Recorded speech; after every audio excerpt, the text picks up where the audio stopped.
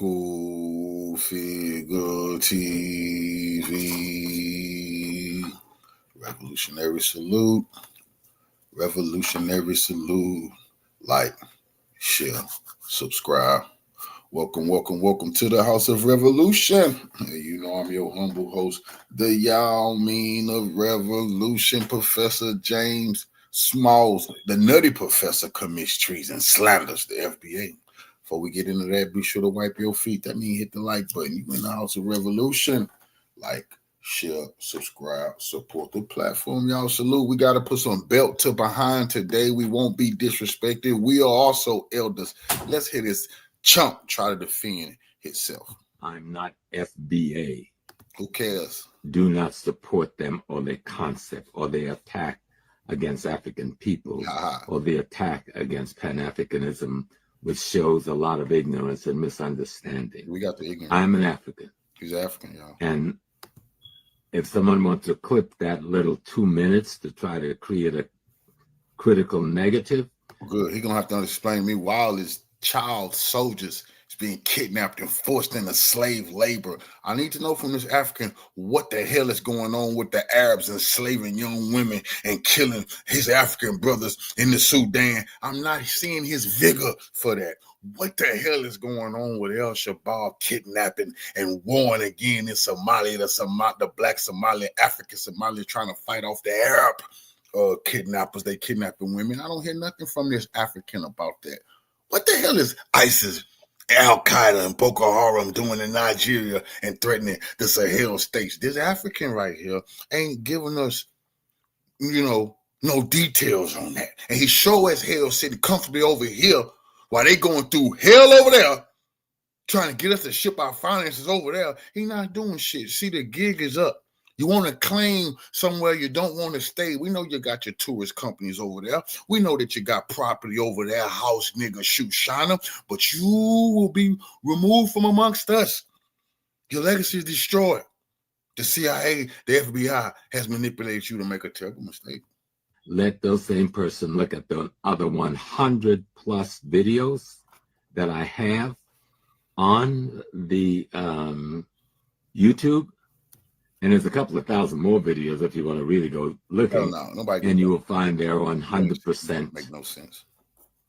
Pro-African, pro-freedom, pro-identity, pro-Pan-Africanism. Pro-African. He been so pro-goddamn African that he's steady sitting over here not doing shit for Africa. Go to Africa. They are in bondage. Every last nation except for Burkina Faso and Mali. What the hell are you doing sitting here comfy in Harlem and in New York? Preaching us to send them all our money and buy all their relics. What the hell is going on? You got real fat while we starved, Professor Smalls. That's over with. You hear me, scammer? The beginning of the end for this here clown who telling people don't support the FBA. Who the hell you think you talking to? We don't need anybody's dirty support who don't love themselves any goddamn way. I'm not FBA. Who cares? Good. Do not support them. Good. We so glad that you made it plain. Like our ancestors used to say, make it plain.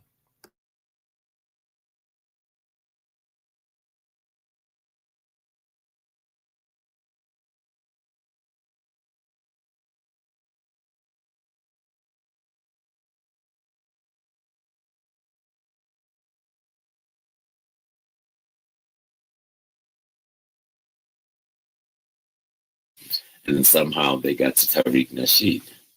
And remember, Tariq Nasheed was going in just the opposite direction a few years ago. Why did that U-turn occur? Now, like I said, I was surprised because I watched all the Hidden Colors. That's where I discovered you from the Hidden Colors. And he say, then they got to Tariq Nasheed. Who got to Tariq Nasheed? The CIA, the government? Start telling Tariq Nasheed to tell the truth about indigenous Americans, which our people was saying we was indigenous. We've been here way before any of the Pan-African, the African shit got laid down. They must have got to Brother Tariq. Who? You mean, see, somebody can't come to their senses. Somebody can't realize they've been misled. They have to got to Brother Tariq. Did they get to cut figure 2? That's how I knew this nigga was a clown and he's the CIA operative. Because I don't know what the hell going on with Tariq Nasheed. But I know ain't no CIA. No FBI that got to me. That's how you know. Have they got to you? That's when you know the gig is up for these suckers and they liars and slanderers. And they the ones on the take, on the cut from the government. They the ones paid COINTEL operatives. I'm like, how did you move from the hidden colors to this? Like, it doesn't, yeah. Well, he may not be an agent. He just may be disgusted and tired of thinking that he's being. So with all this stuff going on now with the Pan-African situation and the foundation of Black Americans. Now, I used to be Pan-African growing up. We was always taught everything was about Africa. But we found out that a lot of Africans wasn't coming here practicing Pan-Africanism. We was the only ones practicing Pan-Africanism. We was the only ones fighting. We have a whole track record and history of fighting for everybody, all people of color. Other groups come here and benefit from it while thumbing their nose at the actual people that fought for them to come here. Right. These are the things that we've been pointing out. These are the things that we've been calling out. There's never been a hatred for Africa from foundational Black Americans. What we're doing is now. I was misled by the Pan-Africans. Even Kofi, I was misled. They wasn't teaching us some of the great elders. That's why I'm an elder now, and I will teach the truth. And they lives will not stand. They misled us. You see, they didn't teach us about the tribalism. They never told us if you go to Africa, you're gonna be other because you're not part of the tribe. You definitely gonna be other. Just a black man's brother don't work in Africa if you just study it for a second. See, all the tribal issues every single last territory is having. Some of those are fake nations created by the West. So that is an inherent problem. But the Pan-Africans, they're not teaching us that. They're not telling us all the. See, you can become an indentured servant playing that goddamn game. That's serious business, man.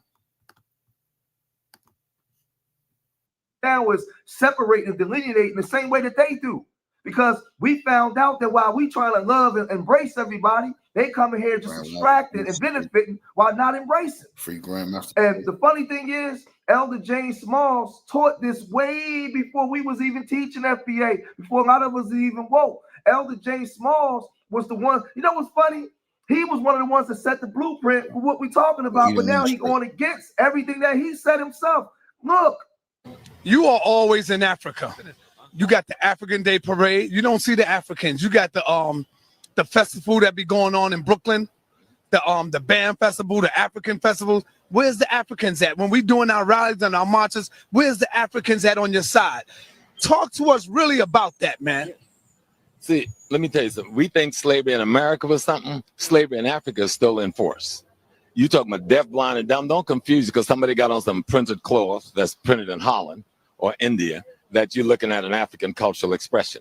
That's not an African cultural expression. That cloth was printed in a European country and then sold to Africans. And they've accepted that as their cloth. You understand what I'm saying? Just that piece. Now, they do speak the language, but they know less about their history than you and I do.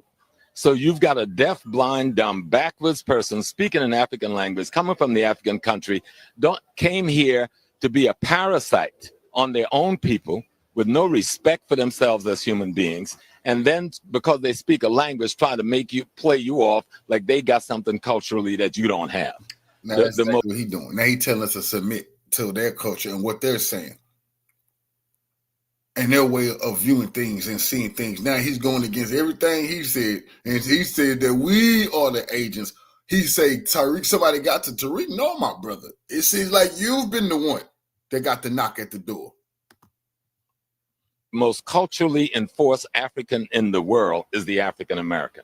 Most of the movements that have changed the world, that allow all ethnic nations to profit, has been our movement. And so we get peed on and played down. Homegrown movement, foundational, right here. He's telling us to give up on something that foundationally we have exported revolution to all over. We have helped the Africans from right here. We've helped them from right here, but now he's telling us forget that mode and let's go. Let's claim their land, claim their culture, claim what they got going on. When he said themselves, they don't know what the hell they're talking about. They have no idea, and I done said that before. Their books are printed by the Europeans. Their books are printed by the Americans. They're taught by the Europeans and Americans in Africa. That's a fact. That's why historically they don't know nothing about what we went through because they weren't allowed to know nothing. So why the fuck would we follow people who is allegedly following us? That don't make sense. because these people are so punked out and scared of the white man that they feel because they're scared of the white man, they got to be against us. Are they our people, brother, or Yeah, are we our own people now? No, we got to understand two things. We have a race, and then we have an ethnic place. We African Americans. Just like a guy from Africa, he can say he's African, but there's no country called African. He's either Nigerian, Ghanaian, Malian, or something. That's his ethnic nation. Racially, we are together, but economically, we may well be enemies, and we have to be. Now imagine that. Oh, he understands crystal clear what we're saying then, but now, oh, he don't understand. No, these brothers sellouts. We from Africa, brother. You just said there's no such thing. You just said, like what I said, they tribal, they break down into tribes. That's the fact. And guess what? You're stuck out. It's musical chairs, and you go over there, you don't have a fucking chair to sit in because you're not from none of those tribes. You have a tribe which they're telling us to give up on and denounce. To be clear on that, that our economic enemy is just that. And if you deal with your economic enemy like it's your friend, you're going to be the loser at the end of the day. Now, we raised the question of Pan-Africanism in this hemisphere. You know, we had the brothers from Trinidad, and then you had W.B. Du Bois, and we created this phenomena. But Africa has never created a Pan-African movement. You understand? Africa has never really supported a Pan-African movement. We had a couple of people in Nkrumah and Julius Nyerere and Mugabe, but most of Africa never gave a damn about a Pan-Africanism because they're still bogged down in the colonial. If all 1.5 billion people, that's how many people is Africa, if they don't give a shit about it, who the hell is this turkey now to say he's the leader of it and we better stick to it, or we some CIA agents? You just said, this is him. Crystal clear. They don't give a shit about what you're saying. Now, don't nobody care about no Pan-African. You see what they trying to entrench us into? A big scam. He making a bunch of money right now off that Pan-African thing. Like I say, he got a hotel and a tourist company. He make money. It's in his financial interest to get people over there to tour his hotel and so he can show them around the motherland. He don't make no money telling people to come over here and see our indigenous territories and learn about our culture and our ways that go back hundreds of years. He can't make a dime off of that because he too far into his African scam. Slavery of European Judeo-Christian indoctrination, which is worse than anything that we've suffered. Worse than anything that we've suffered. The illusion of the clothes and the language make us think we're dealing with somebody that has some African purity culturally and spiritually. You're dealing with a confused, backwards Christian that love Europe more than they love their own ancestors. What he's saying is true. They confused, they backwards. We understand that, so we won't follow them. We refuse to follow people that's confused. You know who not confused? Us. We are leading the way and been leading the way. And the whole time, these niggas like this, he was speaking clear. But right now, they want us to give up our inheritance to follow other people. People who, we fighting back. We fighting Whitey. And I said, we don't even have the fucking armies. We don't even have all the resources. And we doing what we got. They got armies. They got resources. And they're kneeling to the white man. This is crazy. That's why him and all these type of niggas, they done. It's over for them. And we mean that. Their whole income gonna dry up. Because the FBA ain't gonna buy that shit. And them Africans, he said himself, they don't give a shit about the Pan-African. They've been living off of us. That's over with. That's over with. They would not even use an African word for God. You know, in Ghana, if you talk about being a traditional African, you might get beat down in the street. You understand? You're ostracized on the radio. Movies are made to show African culture as being the devil, while Christian culture is coming in as the savior. This is TV shows and on TV in Nigeria. So now, long before a lot of people was even woke or came into this higher level of consciousness, the elder was teaching this. Absolutely. Right? Folks. So now all of a sudden, how is it possible? He need to answer for what he just said and make it add up to, okay, you said that then, brother, it don't make sense what you're saying now. Now you're saying we must follow Pan-Africanism when you just said Africans don't give a shit about no Pan-Africanism. They backwards. They serving Whitey. Now you're telling us to follow them, or else we CIA agents. You see what I'm saying?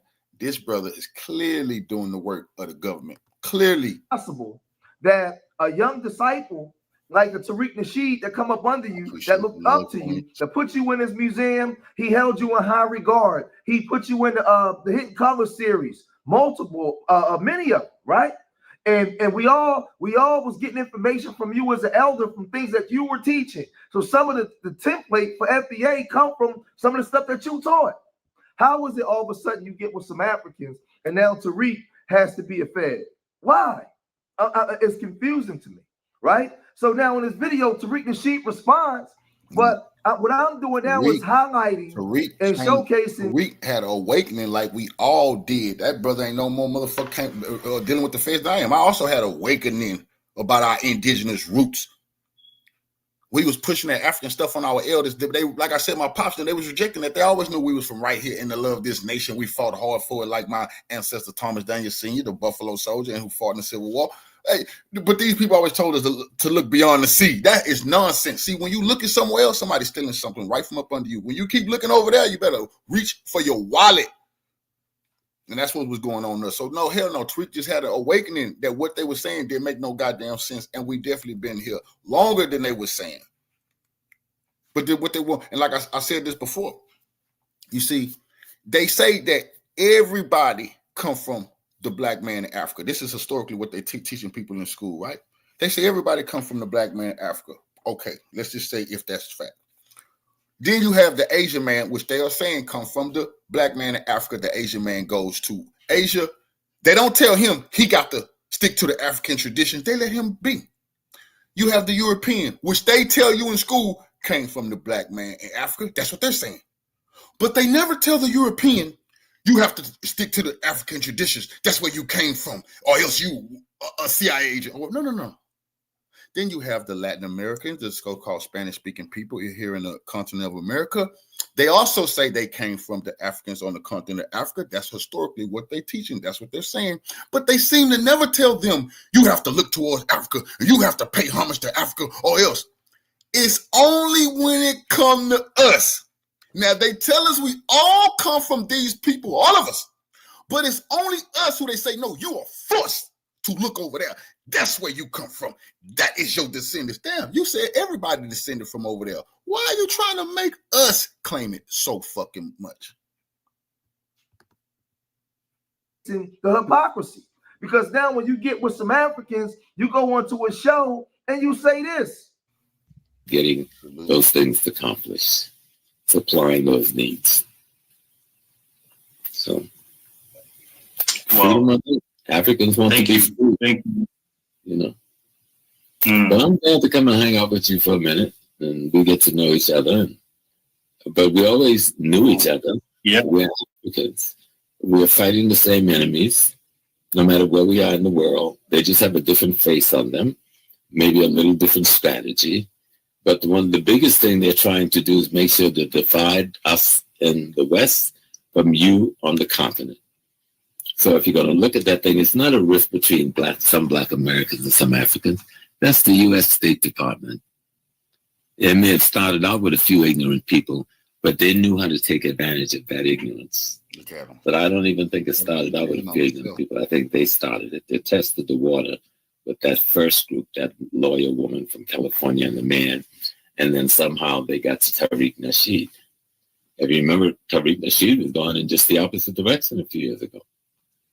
Why did that U-turn occur? Now, like I said, I was surprised because I watched all the Hidden Colors. That's where I discovered you from the Hidden Colors, and I'm like, how did you move from the Hidden Colors to say, oh, cup figure, when he got out of prison, he was going the other way. He was Pan-African. Now look, brother, you're coming to more information. You find out some people just scamming and don't give a damn. They really not about this entrenched warfare, what we got going on here. You find out Africa is very tribal. And no, they don't just accept you as, you're my brother, man. When they don't even accept their own brothers in their brotherland like that. You can't just wander around Africa and go wherever you want. What tribe are you in? And if you ain't in the wrong one, it's like the Bloods and the Crips, homie. Where set you from? You could get killed. But they never told us that. They made me think, oh, it's all good. You go to Africa, you don't have to worry about nothing again. Man, what days of whitey oppressing you is over. Oh, it's gonna be something way darker gonna oppress your ass. But they didn't want to tell you about that. No, you're going to have to find it out for yourself, and it cost a lot of our brothers and sisters their lives going over there.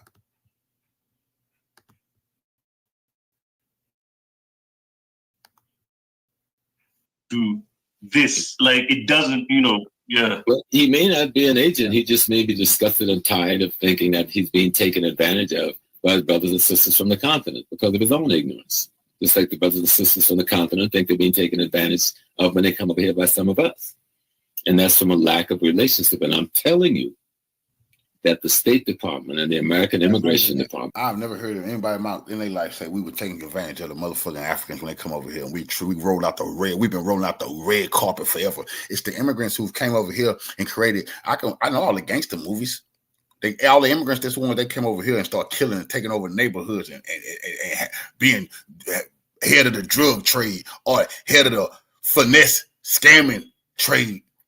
You know, they always rose right to the top of the criminal underworld when they got over here.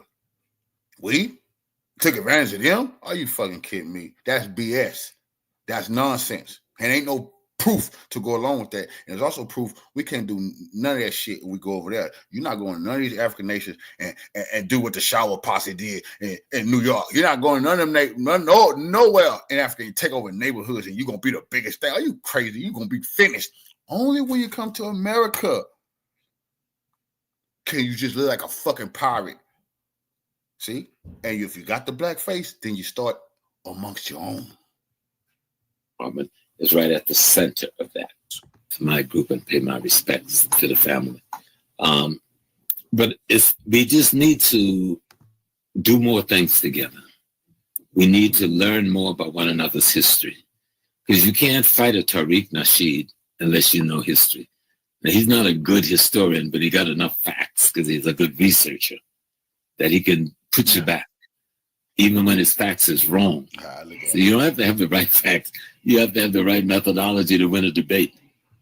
But if you get the right facts, his methodology doesn't matter. You know, I can beat him down, but that'll just be another two black people fighting on him. Facts. He's not gonna lay none of his facts down. You see what I'm saying? This is the finesse. He just want to tell these Africans, keep your head up high. Don't give up. Keep buying some more of my stuff. You see, now he switched it. First he was telling us, about Africa. Now that gig is up. We don't give a shit. Now he's okay. I'm gonna tell y'all. Buy my book on Tariq Nasheed and the inner workings of FBA. This how these niggas gonna plan on eating now. Going on to these African platforms, getting paid to let them know. See, to deal with them, they gonna have some facts now. They got their facts, but you just got to understand the methodology to deal with the facts. He's saying you got to know how to finesse when they bring in that heat. That's all he said. They got the facts. You had a finesse. That's crazy. Internet, and I refuse to do that. I've talked to him privately. I don't feel he has shown the respect he should have, given the conversations we've had about this issue. And I will find a way to even come out more publicly again. I've come out about it publicly many times, but it's a little thing because in one way, but this internet makes it a big thing. But you got to remember, the masses of our people ain't paying no kind of attention to Tariq. The people who go with me on the trip to Africa, the working class people, the middle class people, the retired people, they don't give. And even the young people who go. See, he gave himself up. The people who go with me on the trips to Africa, ha, ha, ha. Your tourist company, then you take them to their hotel. He don't want to fuck up business. It's too good. He's made too much money off of Black FBA. He want to take FBA, or he want to take foundational Black Americans over there and lie to them about how good things is going and how you can invest and how you can. This nigga been running this shit since Malcolm was alive. That's a fact. Since Malcolm X was living, this was this nigga scam. This was this nigga hustle. And he is now. He done got old. Our greats is dead, but he's still here running the play on foundational Black Americans. I know that old people, they don't care about what Tariq's saying when I take them to Africa. What a fucking joke. Why don't you go fight and help liberate and free Africa, old man? What the fuck you still just going? Why are you just going as a tourist attraction? I go to show you. They don't freedom fighters in the tourist business. That's a fact. Once motherfucker talk about tourists, oh man, you done gave up. You just in it for the money now. You don't give a damn about making no change. Not the change that we talking about. He said, ching, ching, ching. That's all this nigga worry about. go to Africa, they're already Pan-Africanists. They ain't even thinking about him. They're angry with him. And I tell them, don't be angry. Find out what is stimulating that. Because if you don't find the causation, you're not going to solve that problem. And the cause is we need to do more together. So you saying that the division comes from the State Department. We know this. These are things that in the pro-black sectors, we've been teaching for a long time. We know that the State Department has its hand on the division between the African and the African American and the Caribbean. They cause a division with these nationalist kites and all these things. We already know this, right? You was my teacher, Elder. I get it.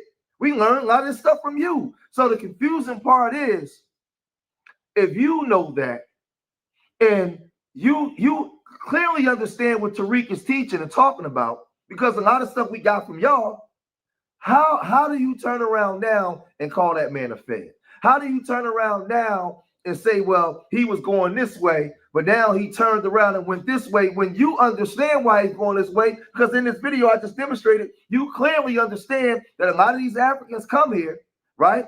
And they clearly work against us. Clearly work against us. They become enemies to us by the way that they think and the way that they operate. Not all, because not all Africans are tethers, but the State Department is letting a lot of these tethers in, and we are saying we're separating from them. Tariq Nasheed and a lot of us has clearly said that we don't have a problem with all Africans. We have a problem with those Africans that come here and do they run over there, they get a W woman, they get a W man, they start speaking out against our reparations, they start cosplaying it up as us so they can benefit. You know this because you said it in the video. You said it, right? So Tariq Nasheed, he got wind of this, right? And he responded by saying this. Yeah, the thing with James Small, I know a lot of people are talking about that. You know, James Small, Professor James Small. A lot of people have been on his bumper because he was very, very disrespectful to the lineage, very disrespectful to me. And yeah, he said some little disrespectful stuff before, and I kind of let it slide. I didn't, I'm like, okay. He was in the new movie that we're working on, Hidden Colors 6. And basically what it looks like, because James Small, he was one of the main people talking delineation language. All right. He was one of the first people talking that. He knows what it is. What it looks like, some of that African tour money might be drying up, because a lot of these he's a Pan-Africanist. Oh, and a lot of these cats, money drying up. They make their little money with those African tours. I think he's going on one in December. They take people over there, drying up. No. That's their little hustle, and that's up. I'm hearing he got a hotel and he do tour. You see, he got a hotel. Not only he do the tour, you used to get to stay at his hotel that he tied in his business venture. That's crazy, bro. Because people are delineating. So. And a lot of ops are in his ear, but the thing is, some people were like, well, yeah, some of the ops got to him, they like to manipulate the elders. My thing is, some of these ops, they're in your ear for a reason, because they know that you have a friendly ear to them. So I'm not going to put it just on the ops, because these same ops be hollering at a lot of different people. Why are you listening to them? You understand? You listening to them because you might have to share the same ideology with them. You did. But with Professor Smalls, some of the disrespect that he's shown towards me and the family, I've helped Mr. Smalls for real.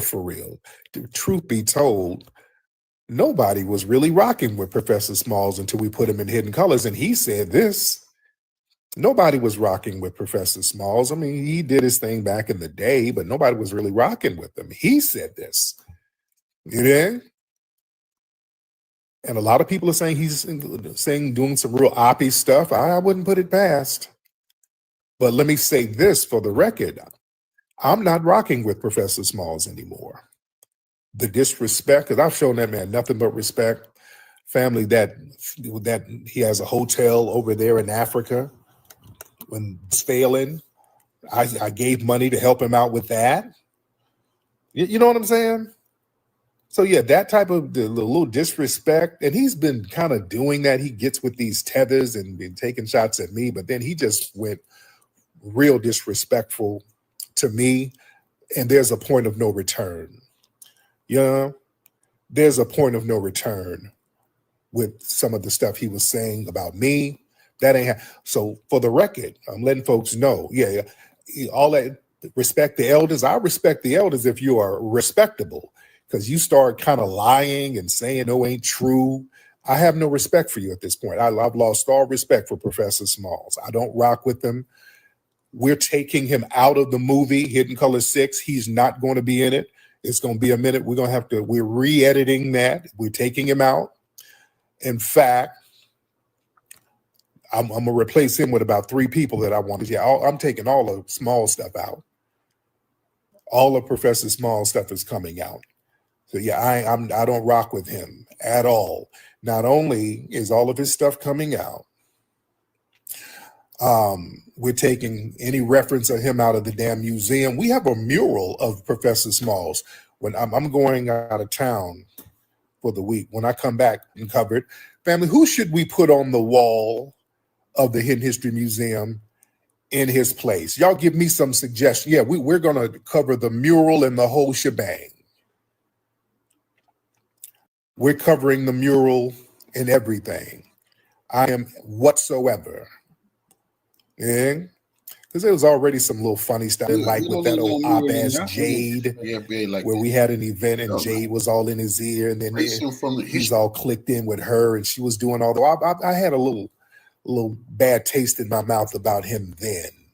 So I'm cool in the game. No, I'm not putting no damn Dr. Umar on there. Claude Anderson's already on there. All right, Claude Anderson. We got something about Wani in the museum, by the way.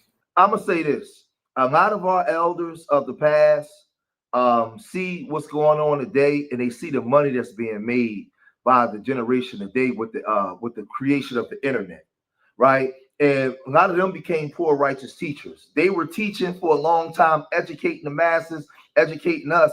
And they get to an age of 80 and all that kind of stuff. A lot of them are dying in old folks' homes. A lot of them are poor.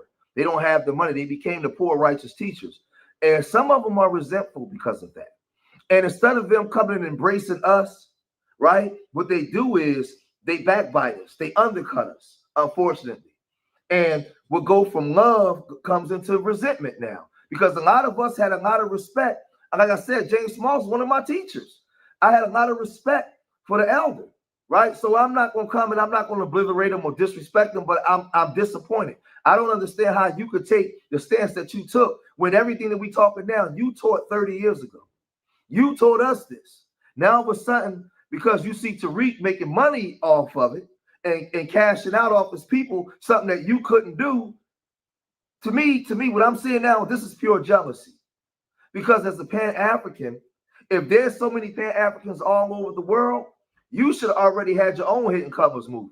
You should, the hotel in Ghana should be flourishing because all the millions of Pan-Africans should be donating to your cause because you have over 50 years of putting in the work. Where are the Pan-Africans? How come the Pan-Africans are not helping you get to the level of do the same things that Tariq is doing? Damn, to see our money up and still our wealth.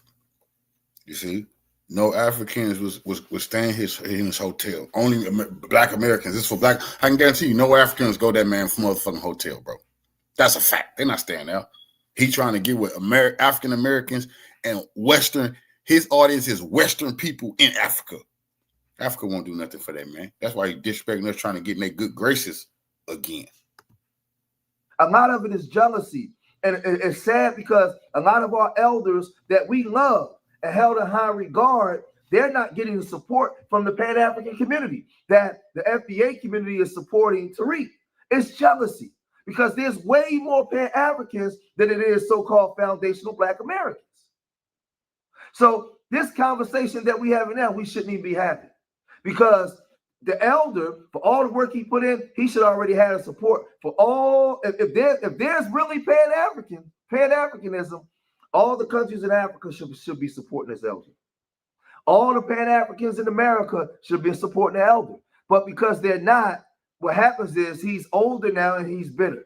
So what he's showing you is his discontent for Tariq that's actually doing all the things he wish he could have done under the banner of Pan-Africanism. And because he can't do it, this is what's happening right here.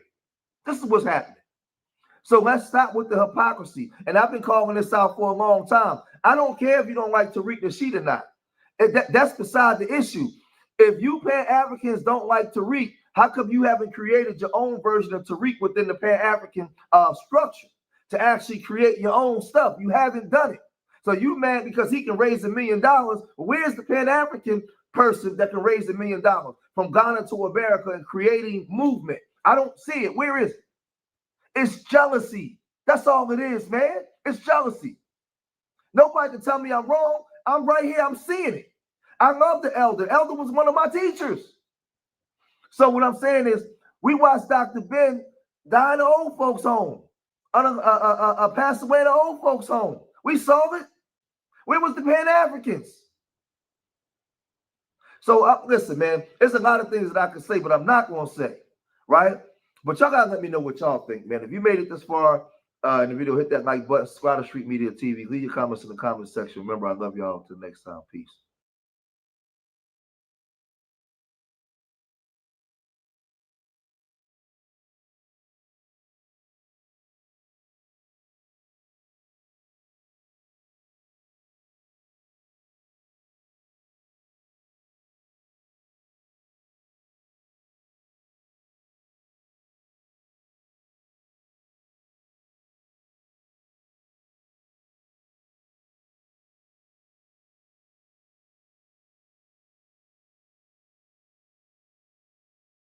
People have fallen victim.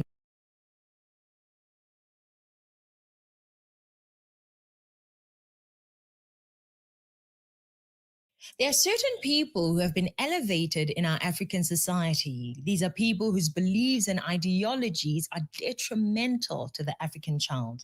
I'm talking here about a group of Pan-Africanists who like to act very wise and poetic when their speeches are poison to the masses that listen to them. South Africa is registered in America as a private company. Okay? What? Yes. It's not a country, it's a business. You can Google now on New York Stock Exchange. South Africa is registered there as a private company, which has directors and shareholders, not the South Africans. And I'm sorry, many South Africans will hear this and be shocked they are to their boots. But it's a fact. It's a fact, in which it can no longer be hidden anymore, that the Reserve Bank is in private hands. The government is in private hands. Land is in private hands. Businesses are in private hands. The common South African now thinks that a fellow Zimbabwean or Mozambican is an enemy.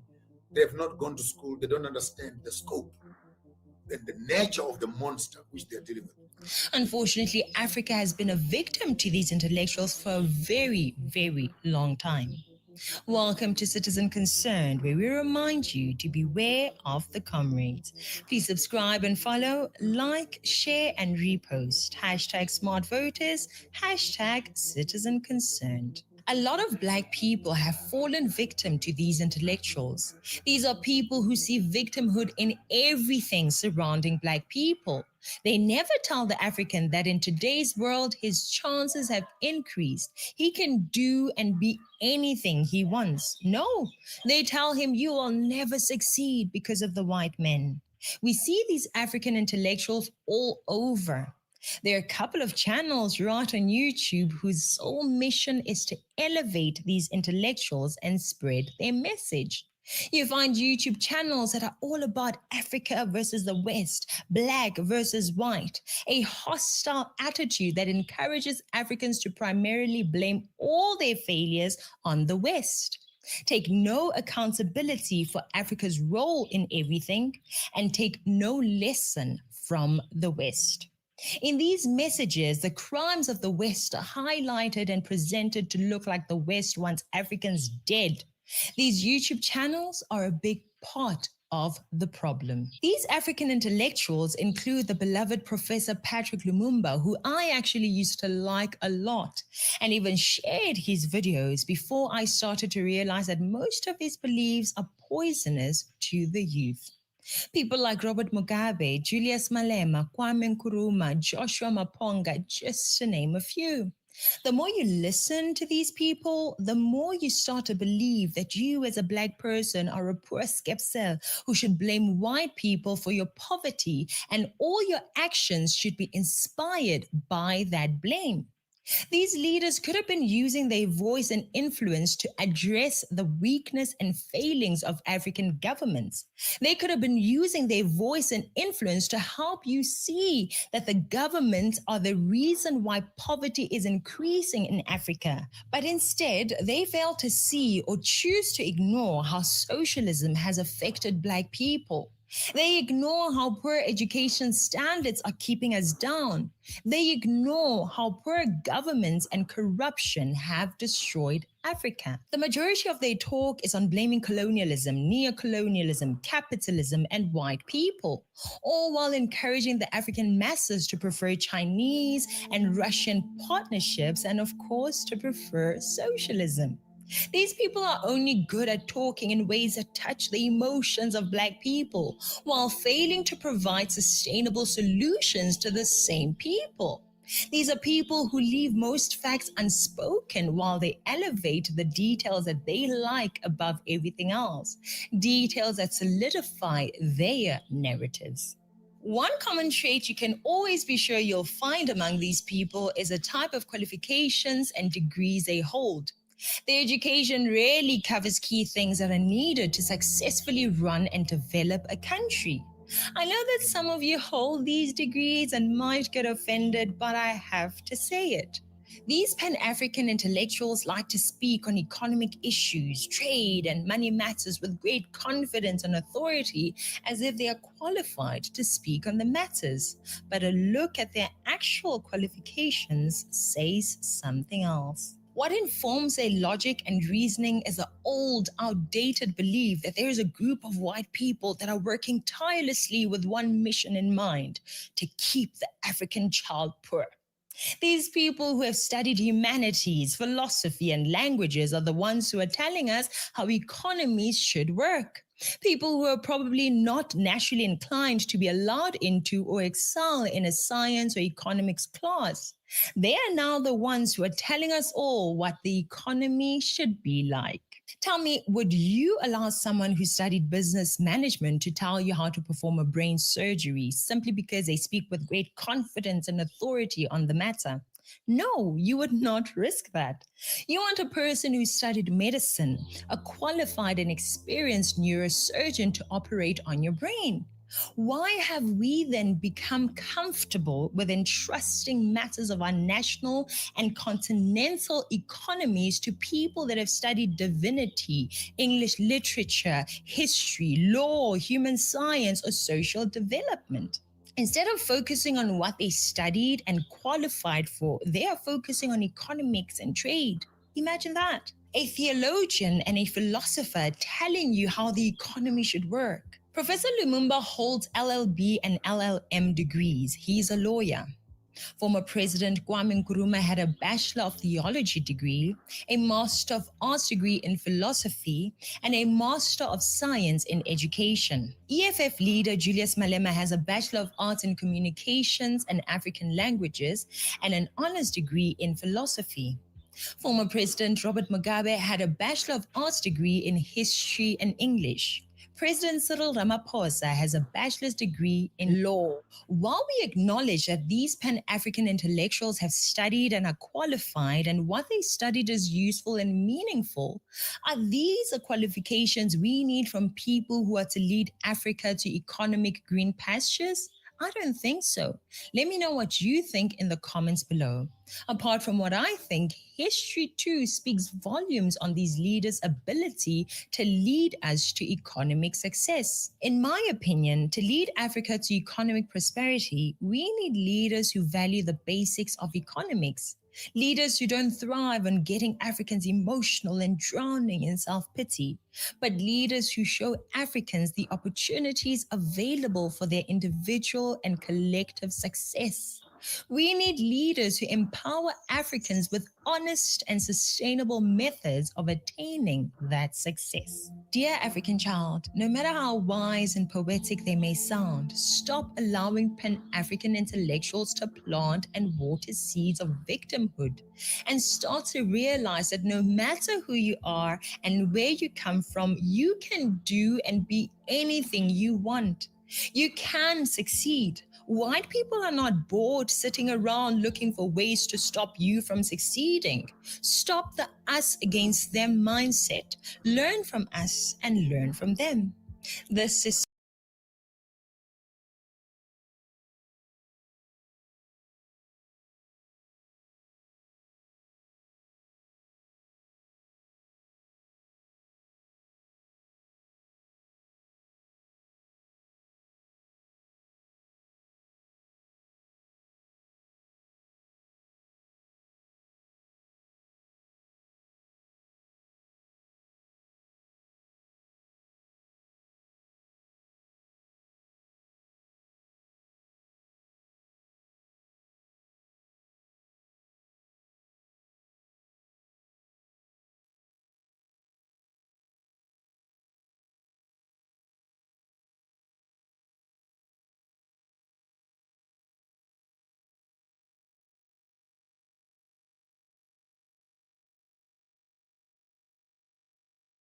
What is your name? What is your name? What is your name? What is your name? What is your name? That society are living in under like crushing poverty. I mean, and I'm talking about like little to no infrastructure, shanty towns all across the country. Like, and the reason why I'm saying that is because I noticed that a lot of people who are arguing back and forth with Black Americans have a lot of very tribalistic talking points. And it's always hyper-focused on like their culture, their tribes and stuff like that, that none of that stuff is marketable. None of that stuff is sellable. So if that is like the main focus like of your country, everybody's all so tribalistic and so divided and just fighting back and forth with each other over stuff that isn't even sellable, that nobody even cares about other than you, then your country is probably going to be destitute. People are arguing back and forth with me about culture and languages and stuff that, like, if you're from a capitalist society, like nobody cares about that stuff. Like, that's the reason why I feel like a lot of Black Americans feel like Pan-Africanism does not benefit Black Americans, because all of the talking points are always about what we can do for Africa, how we can build up Africa and help Africa, how we can send reparations over to Africa. And it's like, well, what do we get out of that? In exchange for that, you're offering us a connection to our roots, a connection to our heritage, our lineage, nothing that can help us, nothing that can help build us up as a people that can actually benefit us, our descendants. Like, I'm sorry, but money in exchange for culture, it's not equal. Like, I'm sorry, you don't have to come with something a lot better than that. If we're actually going to work together in a Pan-Africanist type of way, you got to offer more than languages and culture, because there's just not enough value there. And I'm not talking about raw resources that half of you guys wouldn't even be able to tell us where to even find raw resources, don't even know what to even do with them. I'm talking about real economic growth. I'm talking about, people in my comment section talking about, you don't know your language. Who cares? Let's talk about economics. Let's talk about building. Let's talk about making money. Let's talk about stuff that actually is going to build up societies. All of that tribalism talk is the reason why a lot of these countries look like shit. And I'm just being all the way real, because you're hyper focused on culture and all this stuff that doesn't benefit anybody except you and your site. Nobody's buying that. The only culture that's being bought, honestly, is Black American culture. The United States has done a good job of selling our culture to the entire world. But other than that, most countries can't do that. Okay. Like, if you really look at China is like a superpower. They are not hyper focused on their own culture on a global scale. Okay. They're focused on manufacturing. They make everything. Every time there's a new trend that comes out or a new trinket that everybody wants to buy, you best believe that China is on top of their game.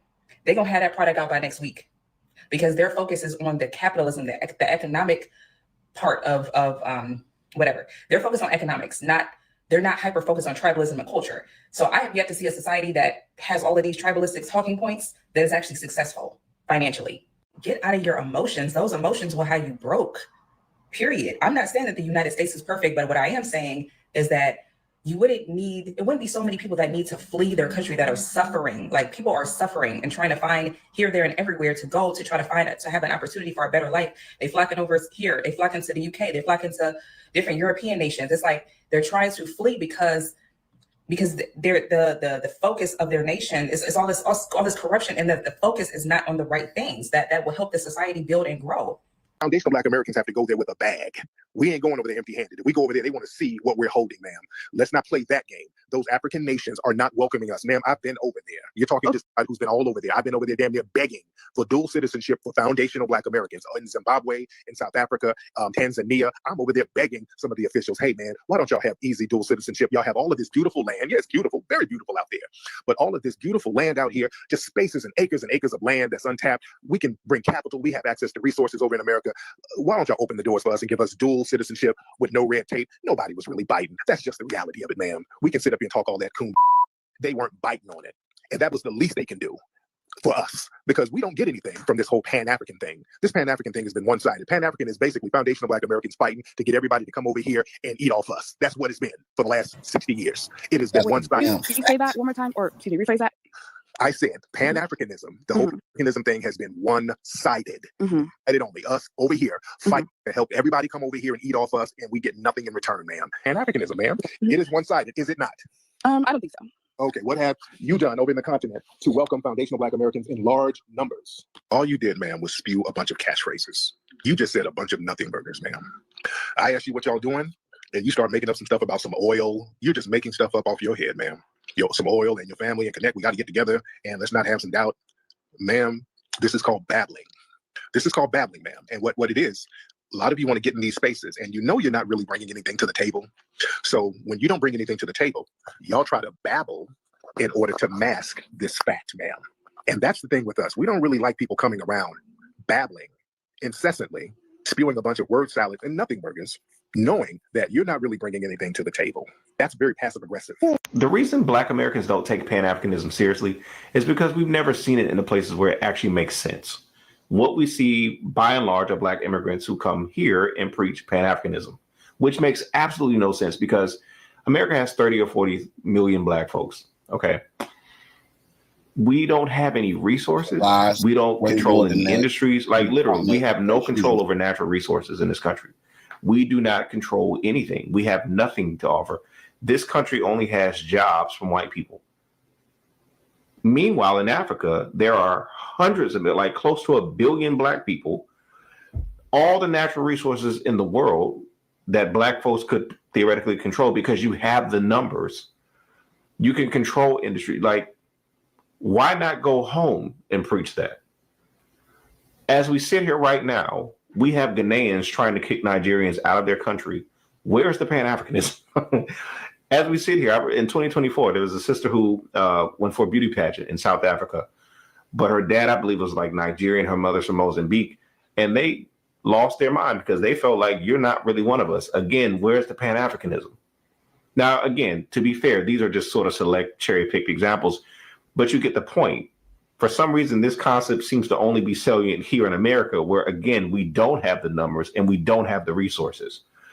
This concept would be taken much more seriously if we saw it work back there, right? Like if we saw close to 1 billion Black people rise up collectively to challenge white dominance, not to get a few jobs from white people, but to actually challenge the domination, to say we're going to control the resources collectively. Borders don't matter. We are one people. If we saw that movement, successfully, where you got the numbers, like tomorrow you could do this, this would be a concept that would make much more sense, but we don't see that. So whether it's Marcus Garvey or whomever, you see immigrants coming here and saying, let's preach Pan-Africanism.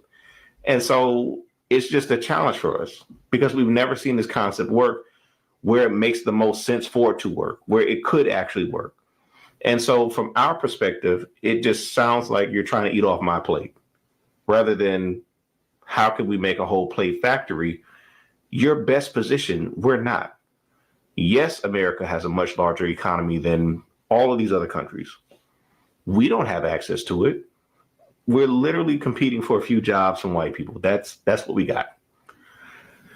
Why is that? Well, we've just never been in a really good position, right? So yes, there was slavery in the Caribbean, but the British left, the French left. We had to live under our oppressor every single day, our very violent oppressor. And so, no, we just didn't have the opportunity to forge a new identity, right? We didn't have the opportunity to wake up and say, we're Haitians and we're one. Like, we didn't get that, right? We were literally just trying to stay alive. We didn't get that. So whether you're Haitian, whether you're Ghanaian, Nigerian, Trinity, whatever you might be, you woke up every day in a place where you were in the majority. And as a Black person from America, whose folks came out of the cotton fields, I admire that. There's a privilege in that I don't think you all recognize, a privilege to wake up every day and be in the majority. And so, yes, there's neocolonialism. Yes, there's a French indemnity on Haiti. All these things are true, but you at least have the opportunity to wake up every day in the majority on the ground and try to control your life. We could only dream of that. That is fantasy for us. It never existed. And so what I'm saying is, if you're asking why you feel resistance towards Pan-Africanism, if you're asking why American Black folks seem hesitant to buy into it, it's because where it makes the most sense, where it has the highest probability to succeed, and where there are actual prizes to be had, we don't see that movement. So no, it doesn't make a lot of sense to us. It doesn't compute. Also, the rules seem to change, right? So again, we talked about what's happening in Ghana, in every other corner of the world from our perspective. And again, we're not scholars in, Pan-African affairs. We're not scholars in world affairs. Americans are very American-centric, right? Our media, everything just revolves around us. That's just true. But at least from our perspective, what it seems like is nobody else is being asked to buy into these notions of Pan-Africanism. And so when these Ghanaians say, we really don't want these Nigerians there, they're free to just do that. We know, or at least we feel very deeply, that if we reverse this, right, if a meaningful number of Americans went to any country and started to have a meaningful presence in government, in business, and getting jobs, there would be no movement of Pan-Africanism. And that would be true universally, right? So if a meaningful number of Jamaicans went to Haiti and started getting a bunch of positions in government, when Haitian people are still struggling, they started getting jobs, there would be no movement of Pan-Africanism. Those Haitians would rise up and say, no, y'all gotta go. If Americans who were best positioned to immigrate went to these countries and started getting, to think about Karine Jean-Pierre, press secretary for Joe Biden, if an American expat got that position in any other country, would everybody be cool? Probably not, right? If a meaningful, get the word meaningful, if a meaningful number of middle-class Americans, because again, poor, uneducated people aren't moving across the world. They're not. They're not even moving across town. As a rule, certainly there are exceptions, but as a rule, if you're immigrating, it's because you have the resources and the means to do it.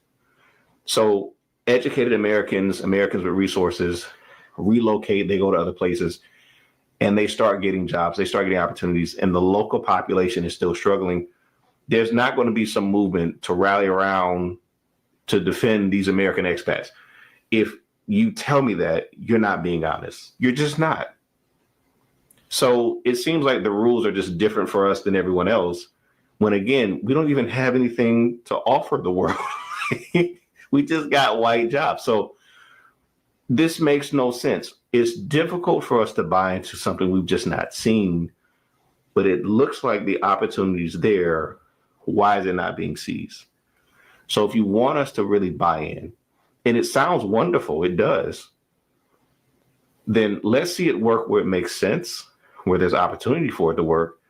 Let's come together collectively there, back home, and challenge white dominance. So then it doesn't look like you're just eating off my plate and I'm being asked to sacrifice when you're not being asked to sacrifice. It looks like this is a legitimate movement to challenge white dominance. And I guarantee you, we would want to be a part of that.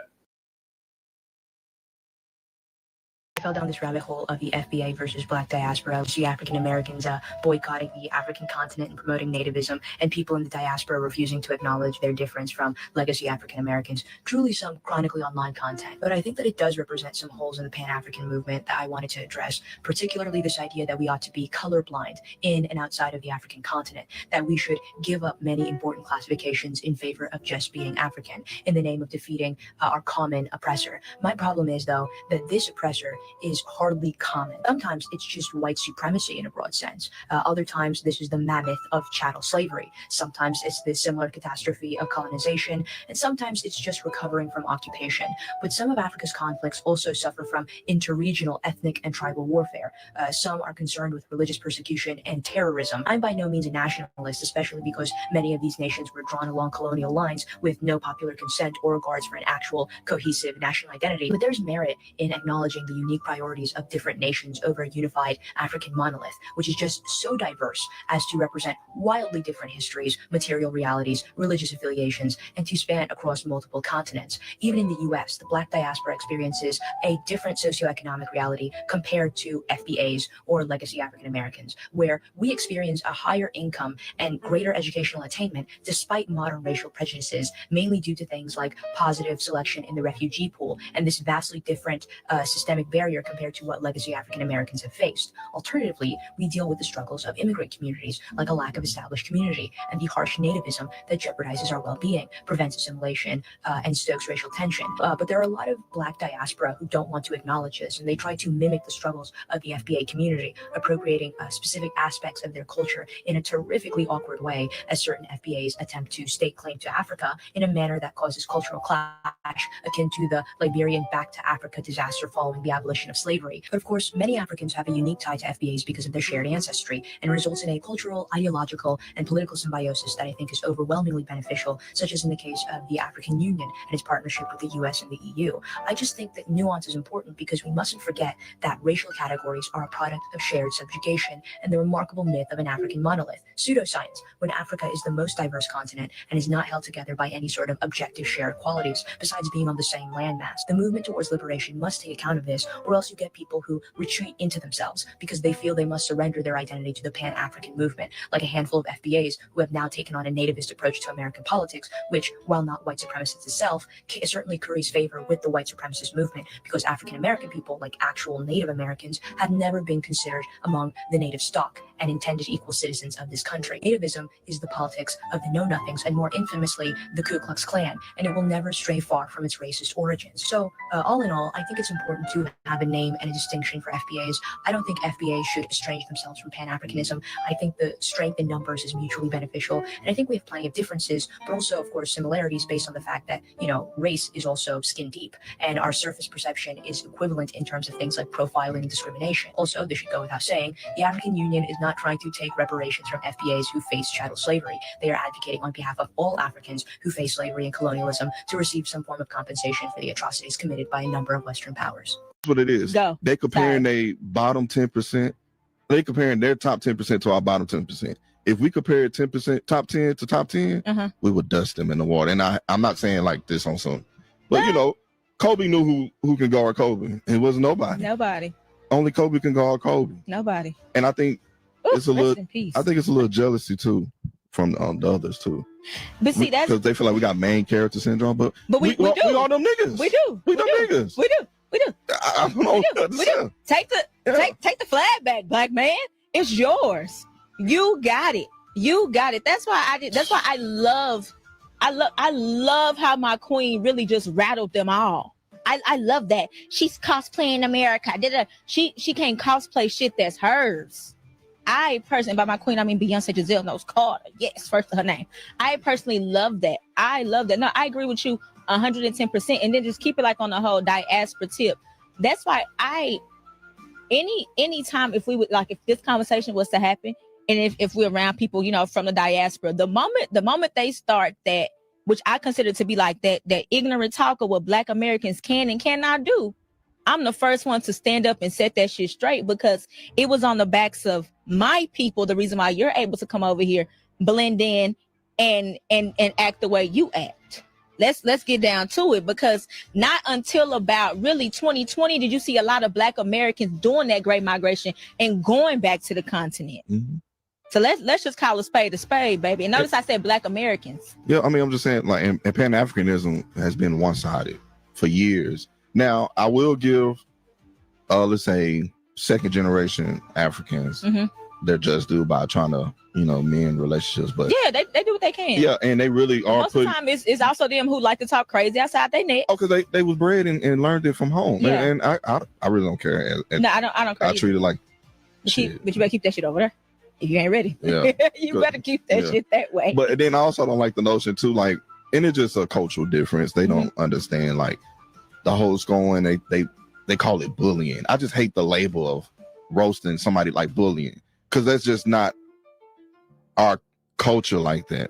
Yeah, because I say, and I can get how I can probably feel. Yeah. You being attacked. I can see how I feel like you're getting attacked, you're getting piled up on. Yeah. I would never take that feeling away from you. Absolutely. Right. Like But please listen, like, when I say is no malice coming from it. Right. You know what I'm saying? And something I always stand true to is I say all the time, Black people at our core, we're just not that type of people. At our core, we're not violent. Violence was taught, babes. The one you own or scoring on the most, that's really the person you love the most.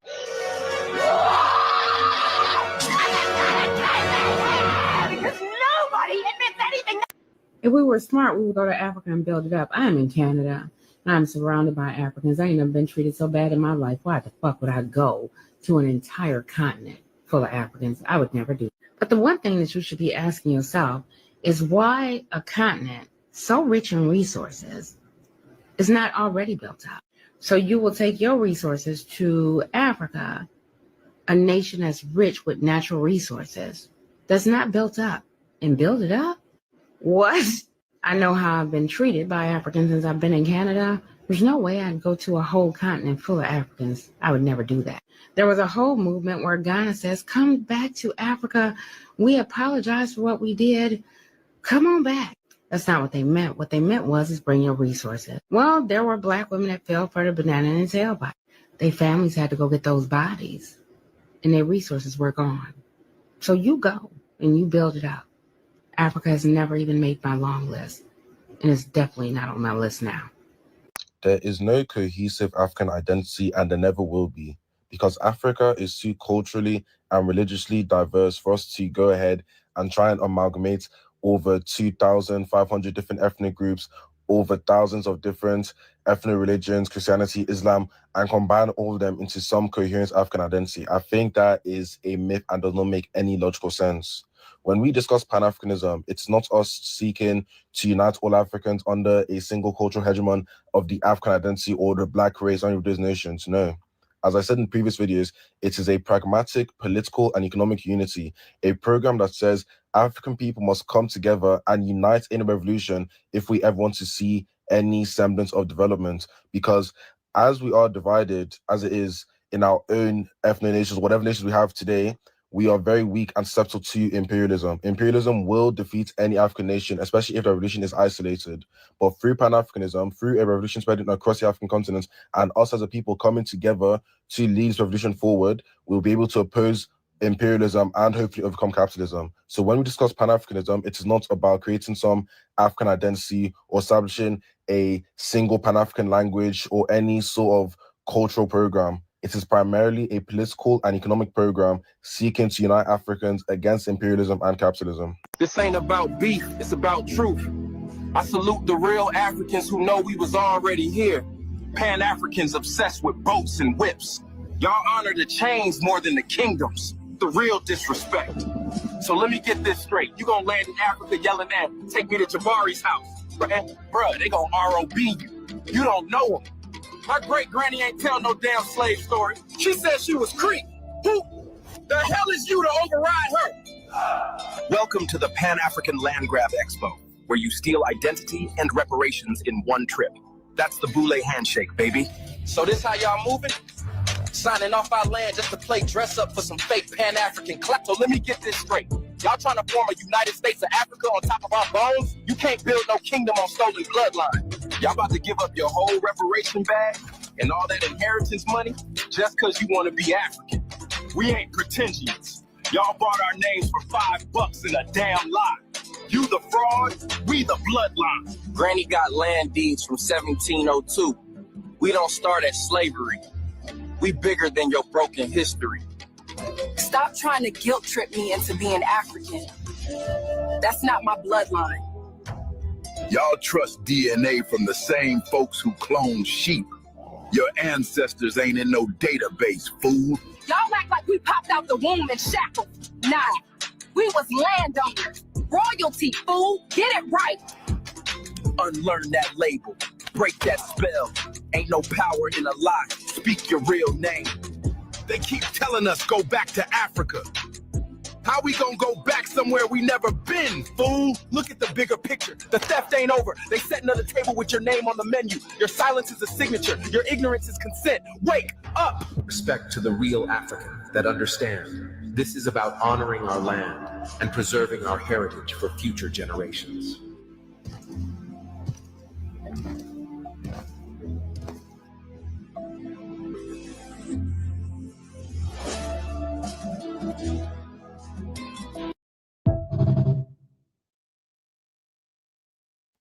Yo, I got a question for Pan-Africans. Why do you guys like totally disregard the original people of America? Nah, for real, because I don't know who's worse, the Europeans, the Mexicans, or the Pan-Africans. Okay, so cool. All out of Africa. I got it. Cool. So someone explained to me the black people here before Christopher Columbus. Yeah, all they're gonna just say is that long ago, before Christopher Columbus, Africans traveled throughout the world, landed in the America. And also they're trying to say that the Olmecs were a civilization out of Africa. I'm here to tell you that the Olmecs is one of the first ever civilizations in the land of America, not just the United States. I'm talking about North America, South America, the entire Americas. The entire Americas was a big flourishing land before Africa was even an island raising up out the sea. Now again, someone tell me, if the Olmecs were the first civilization and the Americas was the first land to raise out the sea, and Africa was just a little itty bitty island, how did we all come from Africa? Now, I love Africa. I love everything about Africa. I love the African people. I think they're amazing. I do notice some differences in our melanin construct, but that's a whole nother rabbit hole. I just want to know how everybody came from Africa. And don't get me wrong, I would not mind coming from Africa. I wouldn't mind coming from anywhere in this world, just as long as I'm not white. But my lineage trace back to the Indians in America, always have and always will be. No, I didn't make this up. My grandma passed it down, her grandma passed it down, and her grandma passed it down. If I did have any African lineage, then I would still be connected to some of my family members. The furthest my family go back is to down south. My family owned land down south. Cons of Pan-Africanism is they all want us to go back to Africa. Why go back to Africa? We need to fix what's over here. Right. We need to fix what's going on over here. Go and even saying go back to Africa, like we're from Africa. Everybody not from there. Everybody not from Africa. Right. I mean, it's even been historically shown that them boats wasn't gonna be able to make it. Let me tell you something. When I first walked away from all of this, and I went into like studying like the Comedicism and all these episodes, like I told you, like I tried. I don't know for the life of me why I thought that, because I am a person that actually had the luxury of meeting my great grandparents, right? I actually met both of my great grandparents, my great grandmother and my great grandfather. As a matter of fact, I used to go to her house every weekend. And I knew this woman was full blooded Indian. So why did I fall for this whole we are African thing? I guess it was just I don't know. I guess I just wasn't thinking. Has anybody else been noticing how one-sided Pan-Africanism has been as far as Black Americans has been concerned? It's as if they just expect us to continue just giving and giving and giving and giving with nothing in return. What has Pan-Africanism done for Black Americans here in America and even abroad? It seems as if they are playing on our naiveness and just expecting to drain us of every resource we give them or that we even have as well. And then on top of that, because of us, now they're allowed to move here into the United States. That's one thing in and of itself, right? But the thing on top of that is they're coming here and holding anti-Black American views, which is, something that I'm not cool with, and siding with people like Republican Party. I'm just going to keep it like that. Those type of people to just jump on us and dogpile us with all the negative stereotypes of Black people all together. They're saying, no, it's not us. It's not Black people. It's not Black people. But they're saying it's not us. It's actually the Black Americans. They are ghetto. They're stupid. They're gangbangers and this and that. And that's despite the fact that they're coming from countries that have things like terrorism and even worse gang problems and instability than even anything the United States has ever seen. Least of all Black communities. I had a live about 4 weeks ago, and I was asking why should Black Americans support Pan-Africanism? And one of those guys that I absolutely despise, those type of Africans that come over here and side with the white tea supremacists and say, oh no, we're the good Blacks. The bad Blacks are the Black Americans. They're the ghettos, they're the gangbangers, this, that, and third. And that's, again, despite the fact that they're coming from countries that are barely functioning. He was an Eritrean guy. Eritrean have the highest rate of S trafficking, one of the highest rates of S trafficking in the continent. And they're coming over here and talking about our problems as if their shit don't stink. And ours doesn't compare to that stuff that's going on over there. And this type of stuff is the reason why a lot of Black Americans are becoming pro-delineation and are losing the idea that Pan-Africanism is the way forward. Me included, I'm disillusioned with it. If Pan-Africanism isn't working on the continent, why should we participate and be the biggest givers here in the United States and in Africa? Even when we have these groups dedicated to giving to Africa or to setting up things for Africa to function normally, the ones that are from the continent themselves seems as if they're not doing anything. They're not contributing at all. It's just us. I think that's enough as far as I'm concerned. I'm not against Africa getting better, but I'm just against it when it comes to our expense. And I think that's where I stand. And I think that's where a lot of Black Americans have come to stand as well.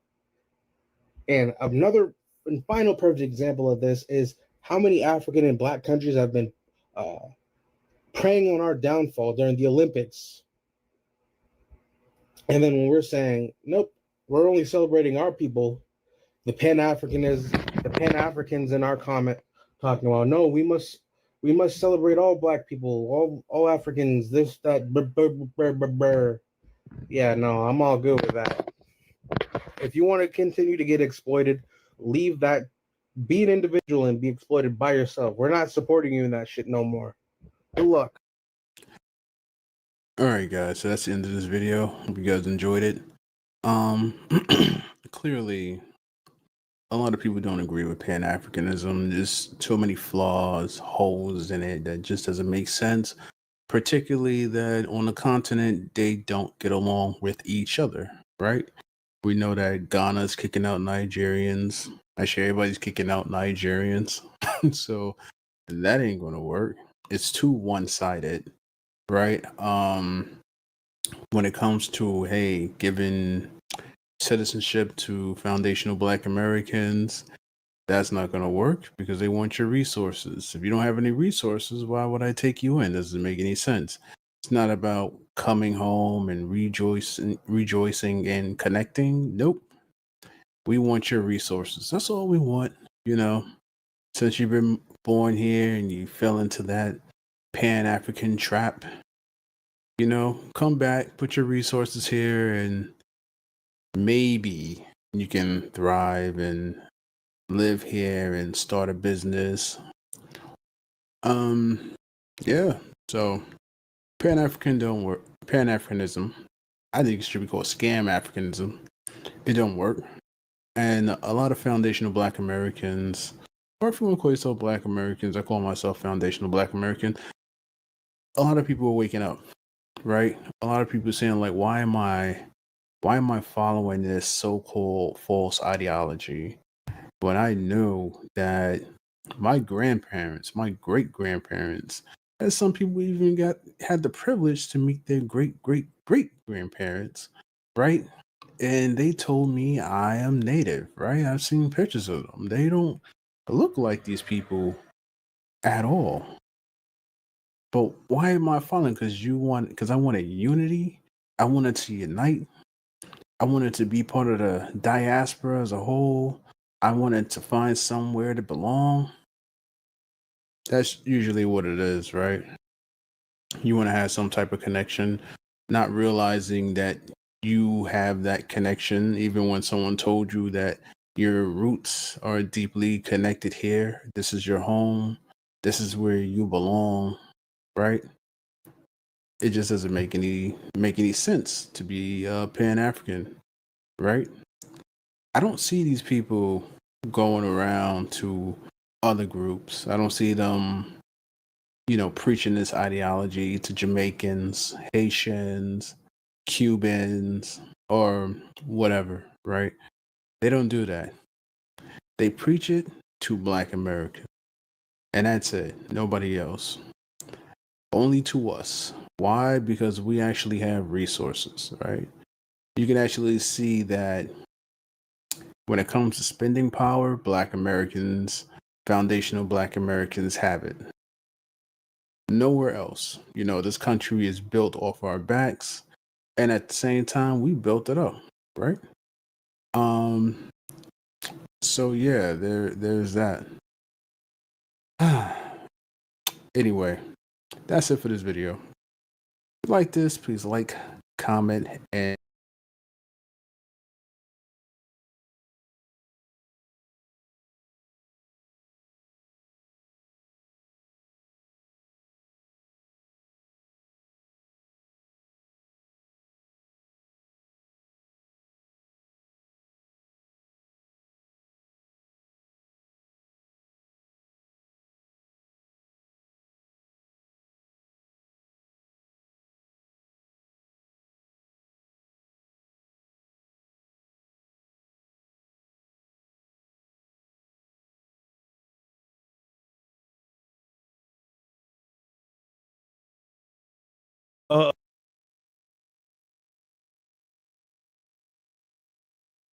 Your African media is not going to tell you what I'm telling you.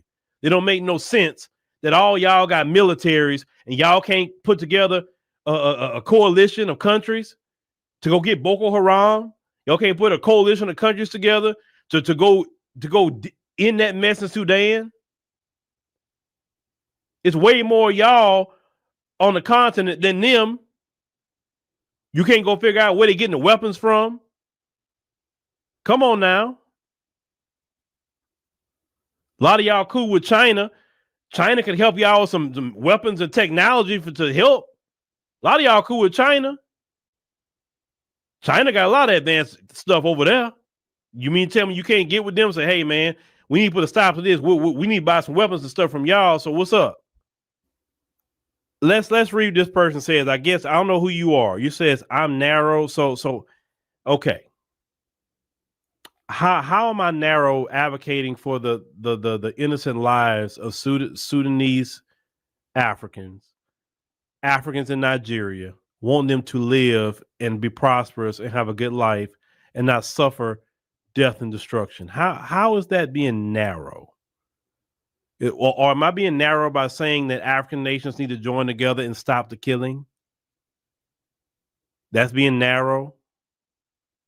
How's that being narrow? Oh, I don't supposed to say nothing about it at all. I'm supposed to just turn a blind eye to the killing of innocent Nigerians and Sudanese people and innocent children and women in the Congo. I don't supposed to say a word about it. It should just keep happening, right? That's your problem. You don't care about other Africans. You're selfish. Your leaders are selfish, and that's why they do what they do, because nobody want to fight. Look, Abraham Traore himself trying to keep the folks off his back.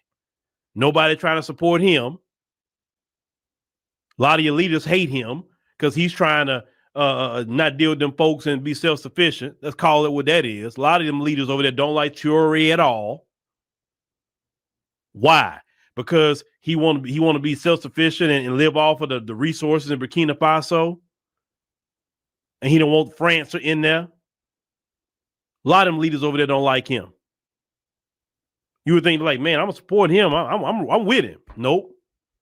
No, they're not. You can't say how I'm not gonna talk about these issues. And this channel is called African Diaspora News Channel. I'm supposed to talk about those issues. A lot of times I back off and I let the African journalists talk about it, but I say, you know what? Some of these stories, I'm gonna start bringing them back up. I say because here's the deal. They may not say it the way I say it. And if I can stir up Africans enough to say, you know what, we need to start talking more. We need to do something about it. You African leaders that's watching that happen, shame on you. All y'all got militaries. Go do something about it. People shouldn't be fleeing their homeland because of refugees. They shouldn't be fleeing. There's a billion of y'all over there. You mean to tell me you can't go fighting in that? Come on now.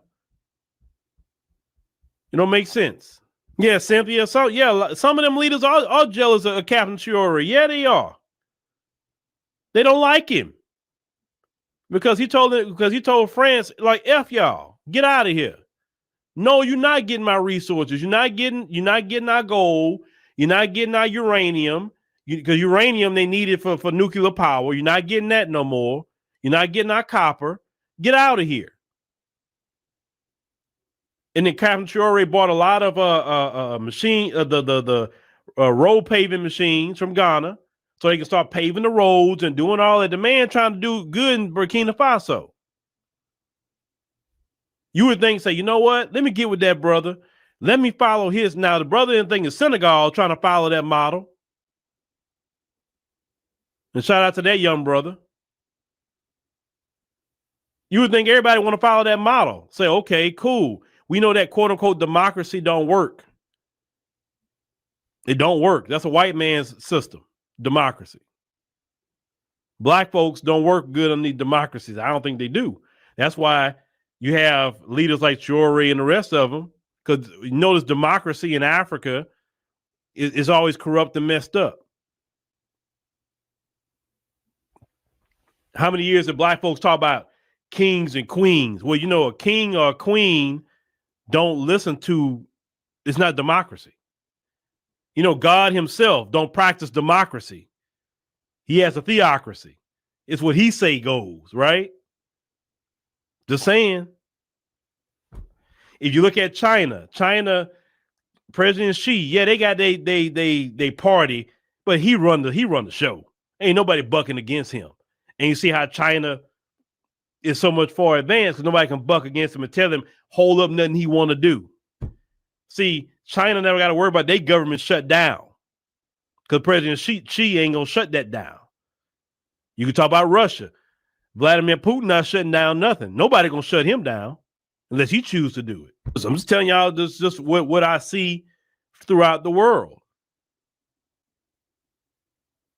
The white man brought his government to the African continent and left, whether it's the British or whatever, the Germans, whatever, they left their government there, and you wonder why their countries don't work right. Because it's not built on an African-based system. Cynthia, that's what he said. Captain Traore said, get the hell on. We got it. And word on the, you know, I see videos coming out of Burkina Faso and the people love him. And the country's progressing. How could you be against that brother for progressing? And I heard some stories about he wanted to give citizenship, but then they changed it. Well, let me say this. I think he should be cautious with that. I'm saying it. He should be very cautious with just letting anybody in there, because some of these people coming from some of these countries, these diaspora countries, some of them are compromised. So you better be careful, because hey, Denmark VC, how many times we were betrayed in our own homeland by Sambos? So you got to be careful with that. We still got Sambos now that's trying to betray us. So yeah, he better be careful with that. Thomas Sankara was his life was taken by a Sambo. You got to be careful.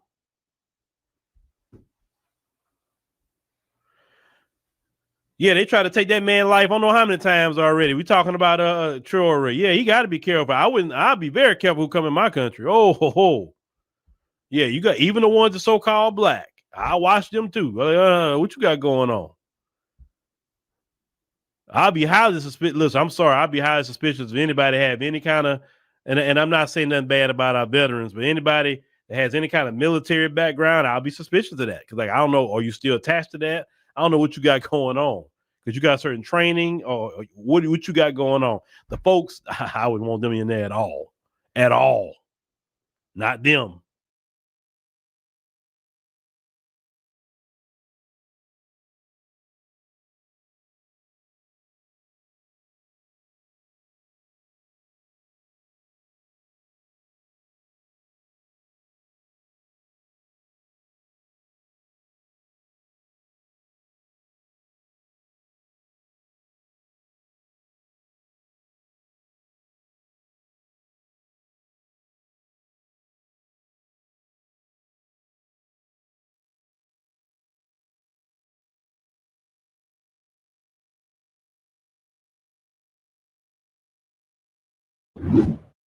This series is dedicated to Brother Steve Coakley. And it appeared in Esquire magazine, September 1977. It's a good article because it has some interesting things in it. It mentions that also, besides laying in a coffin to do your initiation, after you lay in the coffin butt naked, you got to get out and jump in a pile of mud and wrestle with your fellow initiates, again, butt naked. We ought to ask Bush why he was sliding all around his brother, man. Did he slip up and catch one of them?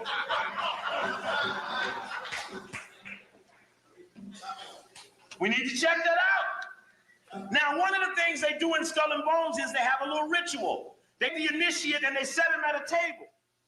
They put two skulls on the table, skeleton heads. They tell the initiate, I want you to look at these two skulls, and I want you to tell me which one is the fool and which one is the wise man. He said, after that, I want you to tell me which one is the rich man and which one is the beggar. Now, the initiate, he looking all over the skulls. He looking, shit time passing. They stand there just looking at him, right? Wondering when he gonna figure it out that he can't tell the difference. Right? Because the lesson they're teaching the initiate, their language is when you're dead, you're dead. Steve Coakley is one of my favorite historians. There was absolutely something about his style that felt not only genuine, but familiar.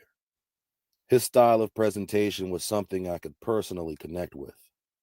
Here was this brother with loads of information and knowledge, but he didn't carry himself like other academics. There was no air of pretension about him. If there was any air, it was one of independence and tenacious will. From what I know, he didn't roll in any circles or submit to any organizations. Meeting the man personally, he seemed honest, assertive, qualified, competent, and just. As the cliche goes, if I would have known then what I know now. At the time I met Coakley, he was older and not as most people remember him from his videos on YouTube. He had locks and carried himself very much so in the ways of an elder. I was around 22, and in no way capable of comprehending the depth of wise counsel he was imparting upon the Porterfield Auditorium classroom of students at North Carolina A&T. Even as I recall, he would touch upon subjects I had read in the book by William Cooper, Behold a Pale Horse. But that was my only association to his subject matter. Steve had actually done most of the research covered in the book, yet he put an emphasis on how much of this conspiratorial intelligence affects so-called Black people. Listening to a qualified brother speak about things I had never heard anyone speak about in a way that was confident, intelligent, real, and not crazy was a breath of fresh air. Especially on an HBCU campus full of emasculated Black male pushovers who played the bitch for feminazi guard dogs. It was good just to see an uncastrated Black male have a podium in Black academia, no matter how small the crowd. During these same upper-class college years, I went to see three-time Pulitzer Prize-winning columnist Thomas Friedman speak in a packed house at Elon College. There must have been 2,000 people there. And he couldn't carry Steve Coakley's lunch. What Steve lacked in notoriety or prestige, he made up for in sheer charisma. Coakley could have presented the same information in a different way. He could have worn a suit and even been more refined. But then he would have lost everything that made him special. This is what first caused me to gravitate to his character. So even today, as I may disagree with certain aspects of his message, one thing I will not question about the brother Steve Coakley is his character, which, from my opinion, is steadfast beyond objection. Often in life, people find themselves learning elements of a chosen trade from someone who was considered a teacher. And of those cases, there have arisen situations when the teacher is eventually surpassed by their student. This anecdote specifically isn't a case of a student and teacher, but rather something related to the idea. This subject specifically involves the doctrine of Pan-Africanism and how many people have become disillusioned about the history of so-called Black Americans.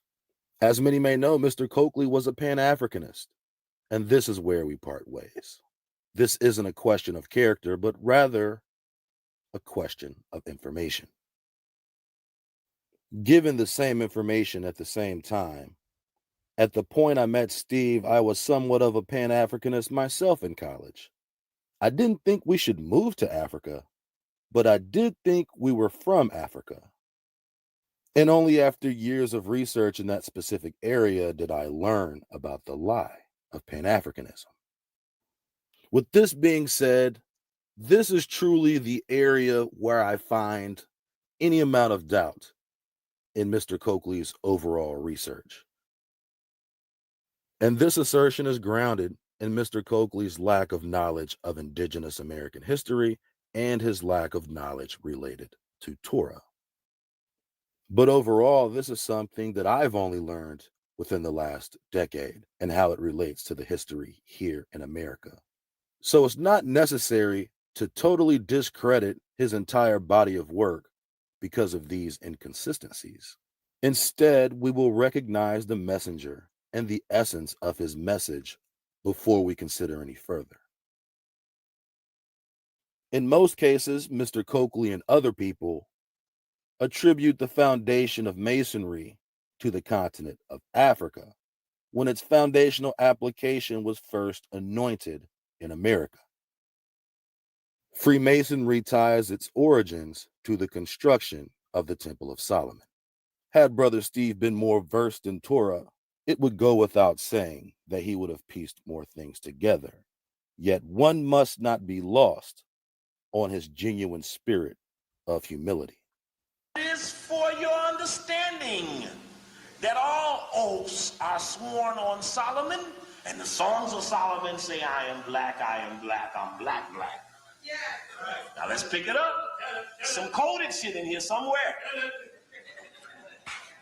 Now I don't know everything. Let me just say, I don't know everything. I'm a humble child standing before you, thrusting before you the little things that I do know so that they can fit the things that you know so that together we can make a better. That's the best I can do. That's the best I can do. There may be people who know this better than me. Many times when we talk like this, it sets the climate so that we can carry the discussion further, because many times people that know feel that the other people don't care, so they never say it. Okay? So sometimes somebody throws the stick down and lays the tin over, and Copley comes under it, and it stops some of the rain, and others come in too. And we get to add clarity to things that we need to know. So with all due respect to our brother Steve, we are here to carry the conversation a bit further. Check.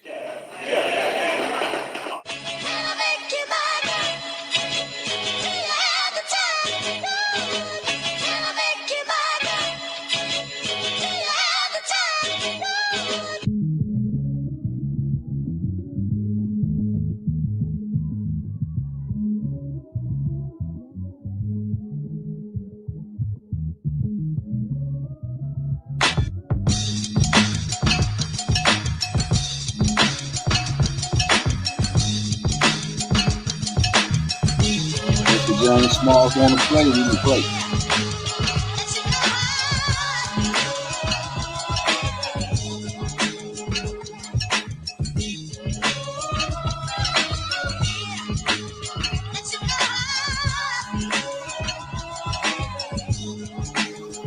So let's see who the agents are.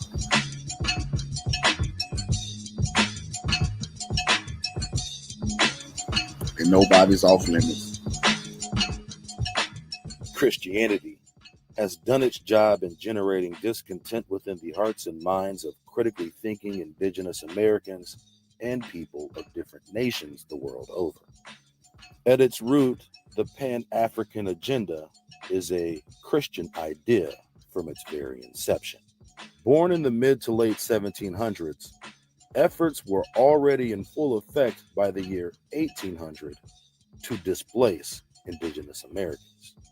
The British, along with other religious groups like the Methodists, had already begun deporting blacks from America to countries in West Africa, like Sierra Leone. In fact, the colonization of Sierra Leone is exclusively tied to slave traders and merchants, who many have been propped by historians as men who opposed slavery, a slow stretch across the Middle Passage from the truth.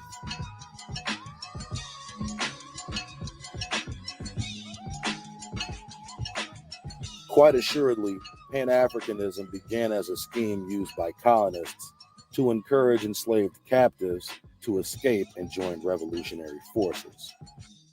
All of the so-called African-American founders of countries like Sierra Leone and Liberia were indeed British loyalists.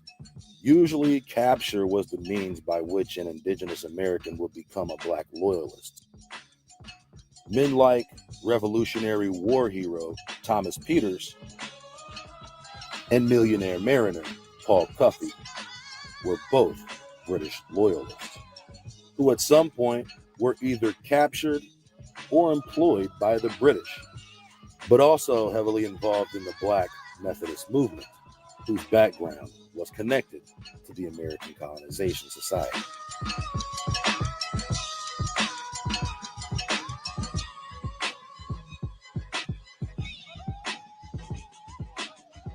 This repatriation scheme was in full sanction by the most prominent men in British society.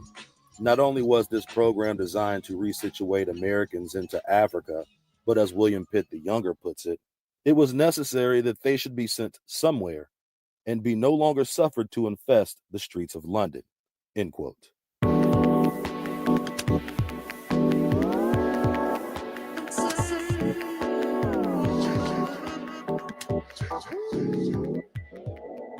This was a dual scenario arrangement that would address the miscegenation problem in London as well during those times. The issue of black sailors marrying white women shook policy in Parliament to the point of proposition for the deployment of all black men in particular black men of London, into Sierra Leone. Ironically, the first black American colonizers of Sierra Leone left from the supposed place the Pilgrims land, Plymouth, Massachusetts. The ship carrying 400 passengers left Plymouth after some inclement weather that culminated in the death of dozens and the dismissal or abandonment by dozens more before officially leaving the continent. On the first voyage to West Africa, nearly 100 passengers died en route. They settled on land negotiated upon by the British Crown, named the Providence of Freedom, founded by Granville Sharp, for whom the first settlement was named Granville Town, but later changed its name to Freetown, the capital and largest city today. The first settlement in January 1787 was almost completely brought to the brink of destruction by native tribes of the territory. By September of the very same year, the number of colonists had been reduced by nearly 20% due to disease and war. When the smoke cleared, less than 70 settlers were left to reestablish another Granville town. But help was on the way. Many British black loyalists had been deported to Nova Scotia after the Revolutionary War, where they were granted freedom. But ultimately, this was a temporary arrangement whose objective had ceased at the end of the war. Following the unsuccessful establishment of the first colony in 1787, another committee proposed by Navy Lieutenant John Clarkson of the British Royal Navy, called the Sierra Leone Company, intended to reestablish their footprint back in the very same hostile territory. Only by this time in 1792, over 1,000 black Nova Scotians migrated from Canada to the newly Christianized Granville town. According to Michael Siva in Why Did the Black Poor of London Not Support the Sierra Leone Resettlement Scheme, Lieutenant Clarkson initially banned the survivors of the first settlers of Granville Town from joining the recently reincorporated colony. Nonetheless, this repatriation scheme set up circumstances of the like for generations of captured indigenous Americans to expatriate to Sierra Leone. Under this veil, Africa became conflated as a symbol of freedom rather than a symbol of consignment. Within a decade of the black Nova Scotian settlement of Sierra Leone, the British were now transporting so-called Jamaican Maroons to Sierra Leone. Many of these Maroons had been captured on mainland America and deported to Jamaica. After swearing their allegiance to the British Crown, they were offered a chance to serve in the military, parallel to the status of a black loyalist.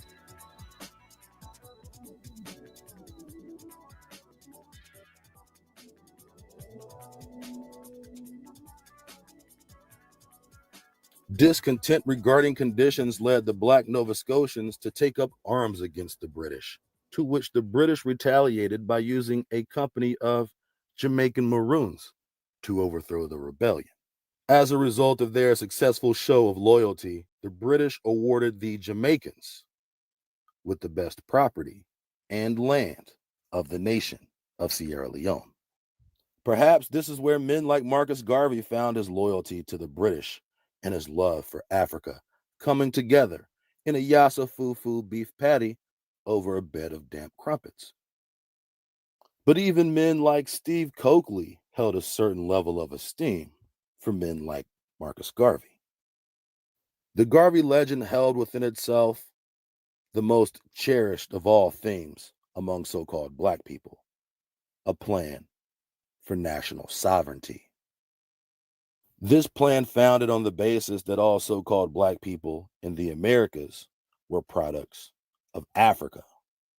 This is a result of a new wave of information being introduced to indigenous Americans in every level of academia. starting in the early years of primary schools and ending in the top universities, even the normal schools where teachers of teachers were instructed to propagate the children's mind with this idea that they were from Africa. Of course, this was all by design. The very same men who had profited from slavery and theft of indigenous land were the very same men who were disseminating educational information to schools across the country. The hundreds of wars and thousands of battles that occurred on American soil between the so-called Indians and the Dutch, British, French, Italian, and Spanish are no longer part of the academic historical narrative. Instead, the linear explanation, Africa, was the original home of all Negroes in America who were products of the slave trade, was a staple of curriculum. The year 1917 was one of the most important years in recent world history. Between the Russian Revolution and America declaring war on Germany, several other events materialized over that very same course of time of lesser note. One of these lesser-known events was the reuniting of Marcus with his long-lost love, Amy Ashwood. Now with his Jamaican juvenile tag team partner back on his arm, Garvey's stock was once again rising. But trouble is just around the corner. As we continue on the Black and the Reckless.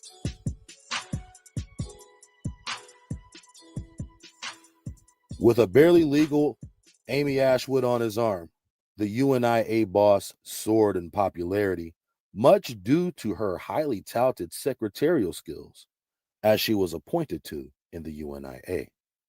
Over the next year and a half, UNIA membership reached its pinnacle, although Garvey had a tendency to exaggerate the numbers by millions.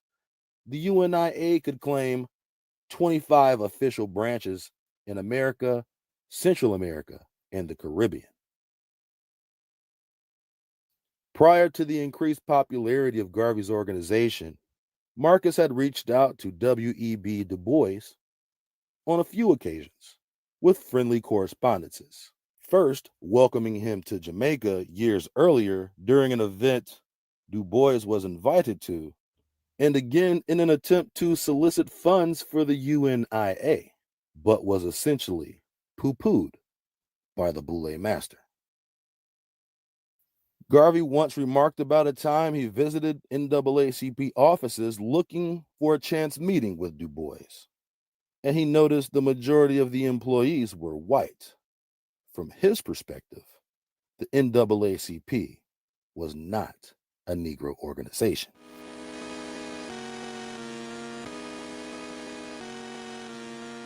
This sticking point wasn't lost on Garvey, who had a strict Black-only membership policy as an essential requirement of the UNIA.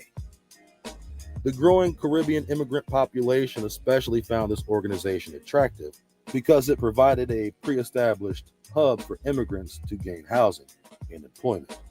Along with the increased membership, the organization acquired the property at 138th Street in Harlem as its headquarters and named the place Liberty Hall in honor of the Irish Revolution and the building in Dublin, Ireland.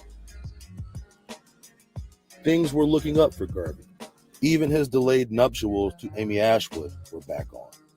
Yet, as the UNIA thrived, so did the tensions between them and the NAACP, which amplified the burgeoning rivalry between Du Bois and Garvey. In 1919, Amy Ashwood sends for her best friend to move to Harlem, where she will help plan her wedding and become Marcus's personal secretary. This was also around the time Garvey advertised his vision for a shipping line that would travel between Africa and the Americas. Straight away, the 32-year-old Pan-African Jamaican Irish Black loyalist launched a funding campaign for the Black Star Line. He set off traveling across the U.S., selling shares of stock to the shipping line. The Black Star Line was named in honor of the White Star Line, which is a big-time European shipping line that began in Liverpool, England. Its operations were founded in the exploitation of Australia during the gold rush. The population on the continent of Australia quadrupled in less than 3 years due to British immigration that the White Star Line all but facilitated. Quite possibly, the company's most infamous ship was the Titanic.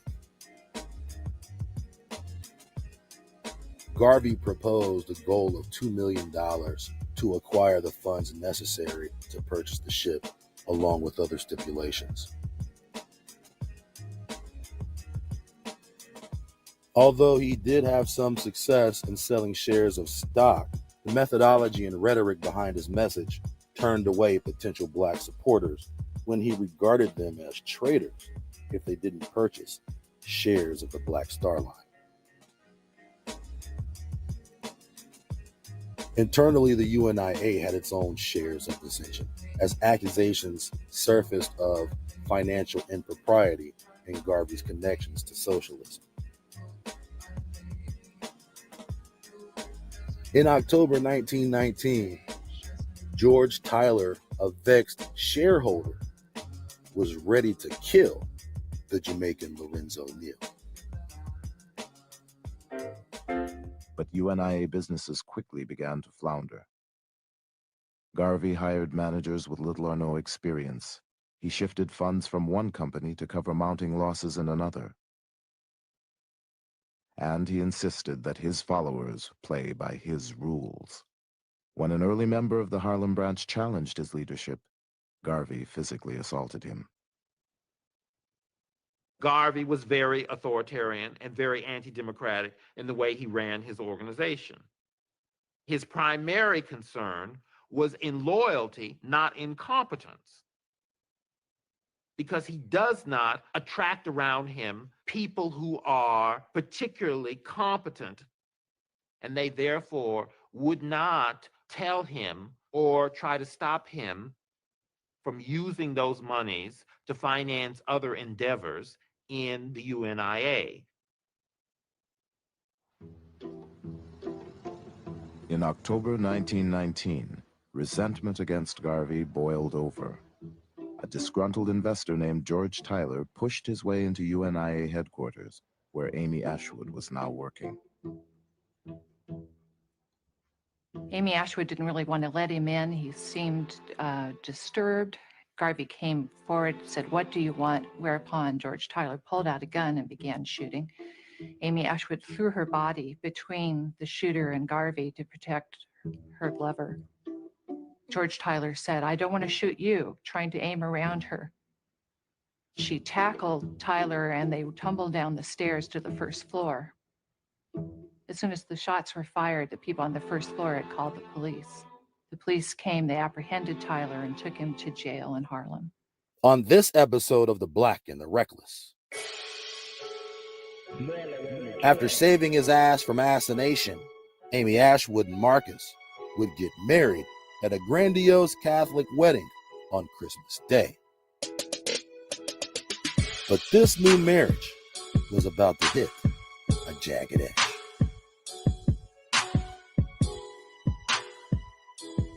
Over the next few years, Garvey would face a myriad of challenges far beyond his love life.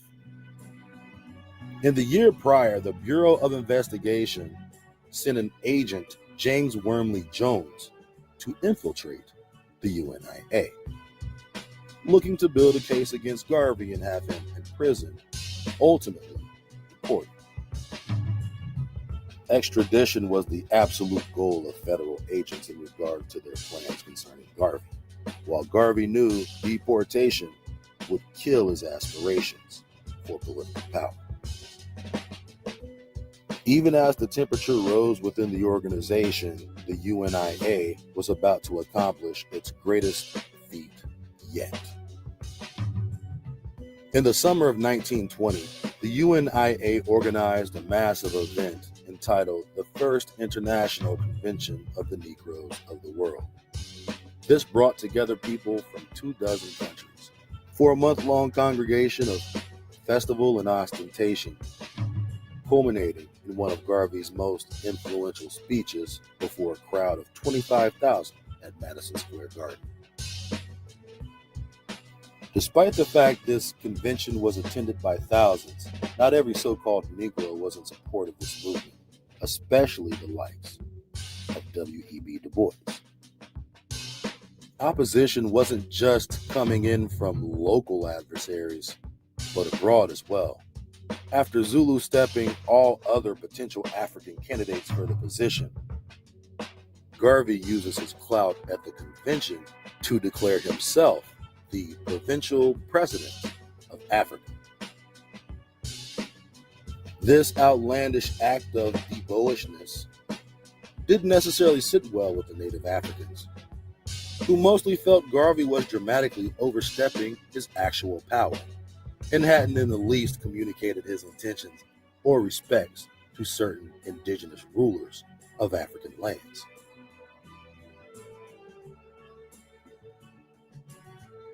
In many ways, they felt this scheme was a complete charade conceived by Garvey for the purposes of using his platform to wield power in a land he was a stranger to.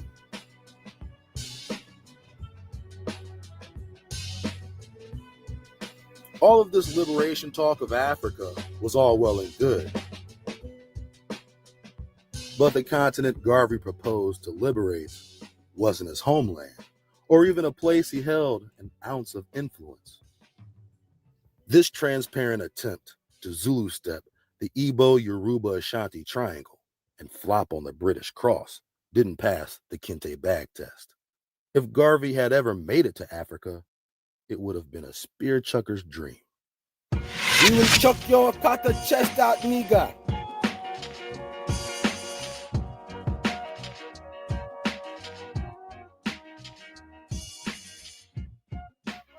When the Black Star Line hit the high seas upon its second voyage, it was a brief escapade.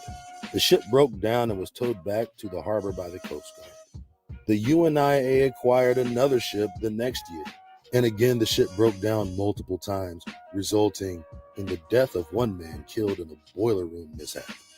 To compound these issues, the ship was towed away in Panama, and Garvey was met with booze and not allowed to embark on dry land at any location, including his return to America.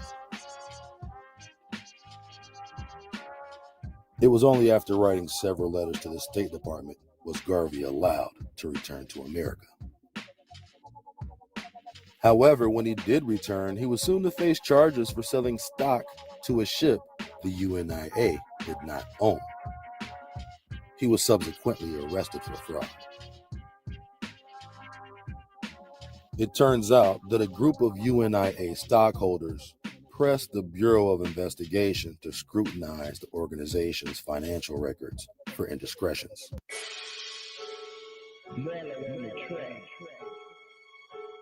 But if that wasn't enough bad news, there was about to be more. Garvey's marriage to Amy Ashwood was falling apart. Ashwood had become pregnant, but scandal was soon to follow. The latest gossip on the street was Garvey's wife was pregnant, but the child was not his.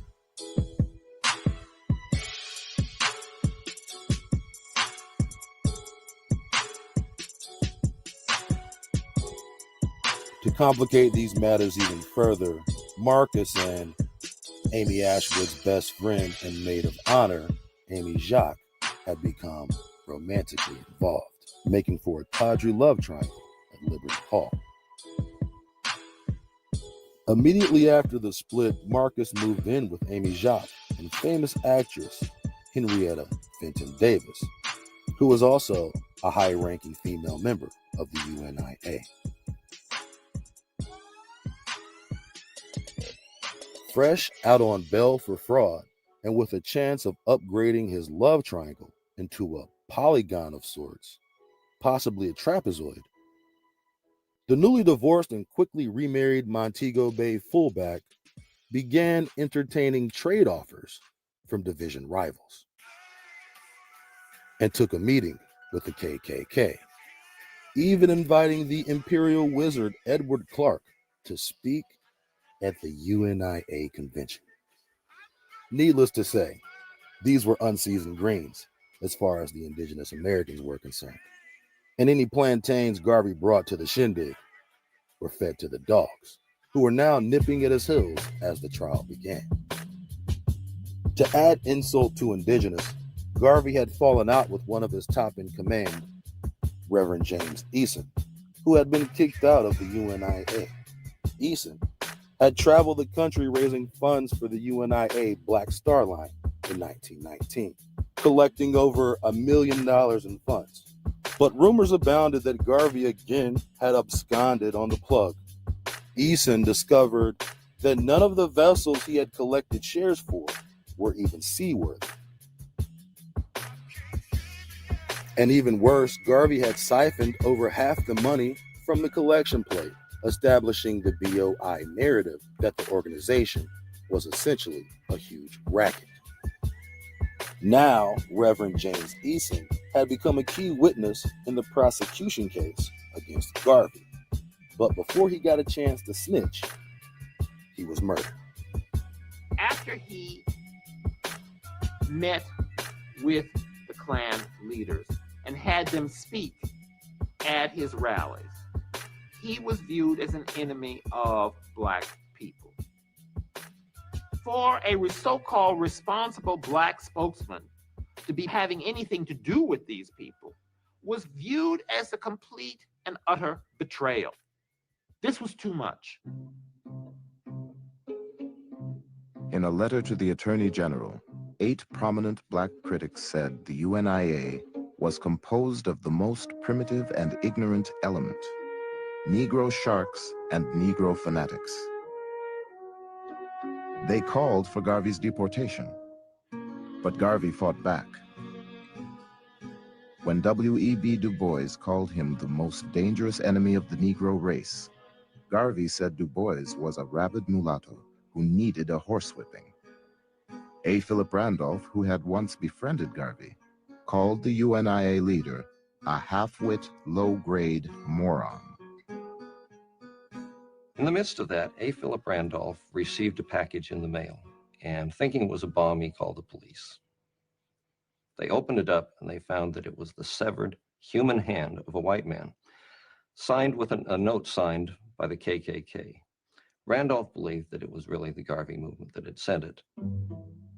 Garvey, now frequently accompanied by 8 bodyguards, denied involvement and said he was the target of violence. But then Reverend James Eason, once Garvey's hand-picked second-in-command, and now expected to be a key prosecution witness, was shot and killed. Before he died, Eason identified his assailants as Garveyites.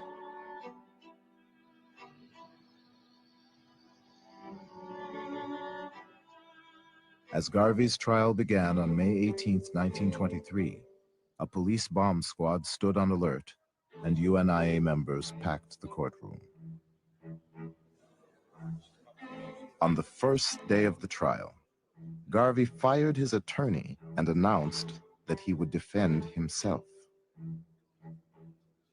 I think Garvey believed that his powers of rhetoric and oratory would ultimately sway the court in his favor. He would have ruled the court, in other words, by his superior oratorical gifts. And I think Garvey came, in the end, to rue that decision because it was a disaster.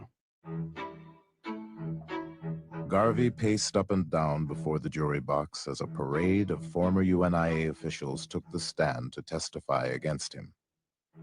Defiant, Garvey blamed subordinates and evaded responsibility for his errors. He also took a lot of time badgering witnesses, alienating, I think, in the process, a lot of jurors by his courtroom manner. He seemed to be intimidating of witnesses, even his own witnesses. It was not a good performance by Garvey. In his closing statement, Garvey's voice carried clear through the corridors and out to the street. I want no mercy, only justice, justice, justice. I would not betray my struggling race. If I did, I should be thrown into the nethermost parts of hell.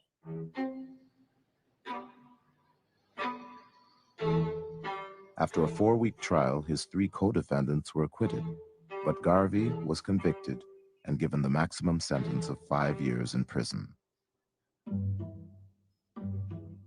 Hoover's agents had the UNIA under surveillance for years in search of damaging evidence. But in the end, Garvey's conviction hung on using the mails to defraud one man, Benny Dancy, of $25.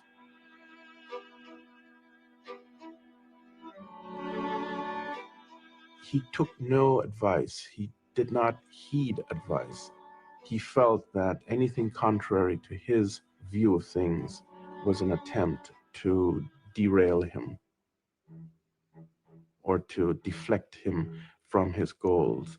He had just an overweening confidence in his own ability in areas where he had no expertise, such as in the case of ships, in the case of trying a legal case, in his investment priorities. He just would not take advice. In February 1925, after nearly 2 years of appeals, Marcus Garvey was escorted to the Atlanta Federal Penitentiary as prisoner number 19359.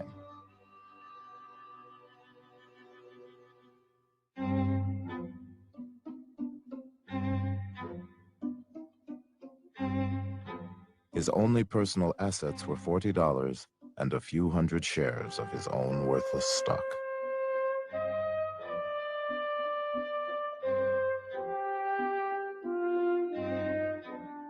UNIA members believed their leader had been railroaded.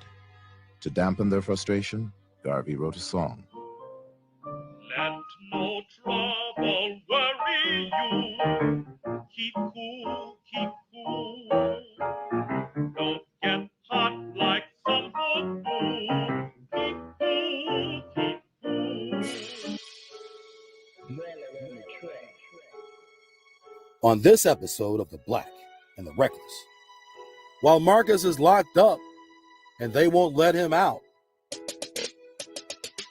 his first little island secret, Aaliyah Ashwood, attempts to break into his apartment and take items she claimed belonged to her. But on the spot, reps from the UNIA told her, "No way, baby," and matumboed her ass down the stairs. Possibly embellishing here, but that's how I'd like to think it went down. They used to be best friends, and Amy Ashwood felt like Marcus was the one she gave her heart to. And no days go by without her wondering if Marcus was that somebody. But their story would never get the resolution we needed. And their broken marriage would certainly not come back in one piece. Marcus wasn't a choosy lover. Bruh. He only had 2.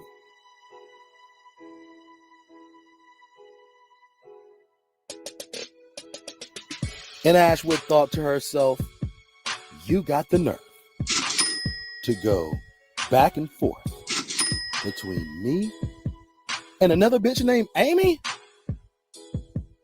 The very thought made Ashwood hot like fire.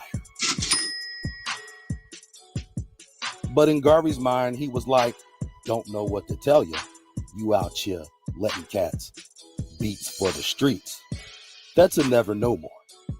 I don't want a girl like you, some 2-timing street thing. I was crazy to put up with you. Oh, girl, I won't be no fool.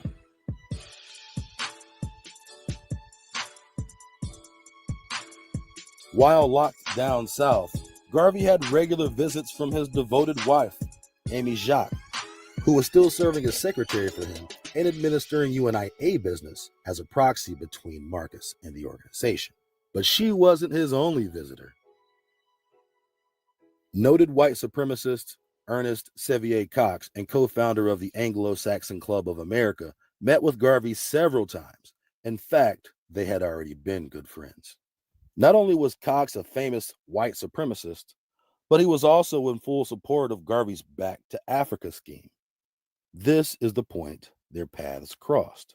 None the matter that Cox believed the colored races to be inferior, while also being in chorus with top eugenicists like John Powell. Garvey had collaborators in his vision of African migration, and more importantly, the favor of high-profile white men.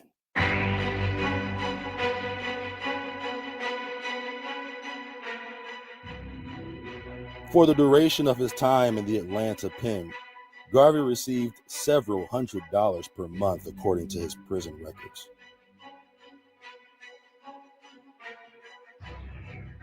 Most visitors only left a few cents or as much as a couple of dollars.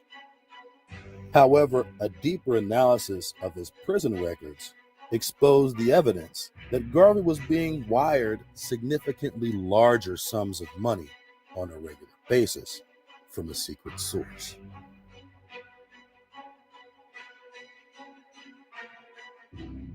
To which he used these sums of money to order himself special gifts from preeminent department stores like Macy's, much to the chagrin of the prison workers.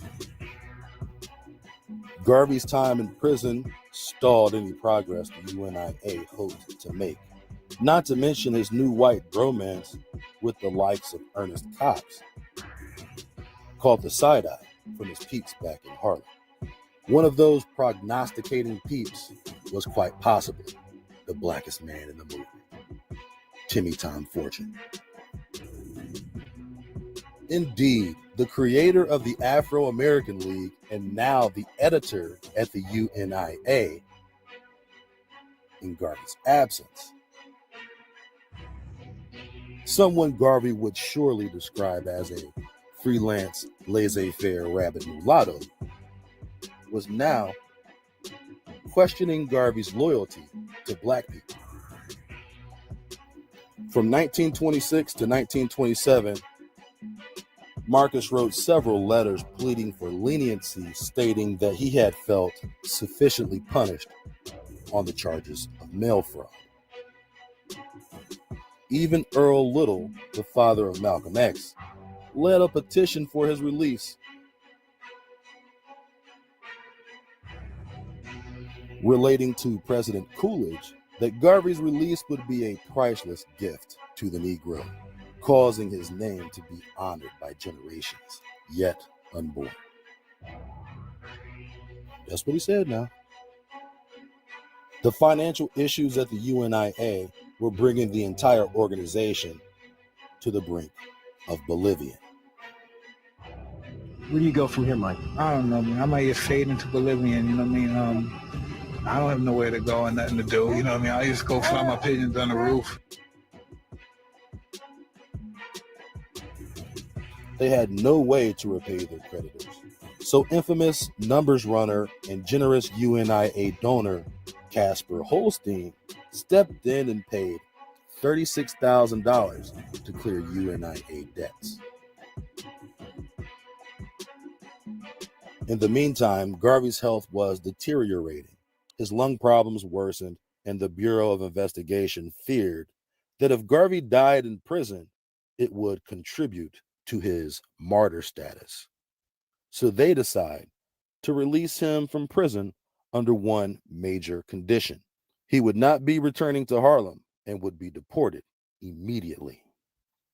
On December 3rd, 1927, Marcus Garvey departs from New Orleans, Louisiana, the same place where Garveyites murdered Reverend James Eason, preventing him from testifying in the very same trial Garvey was now being released from.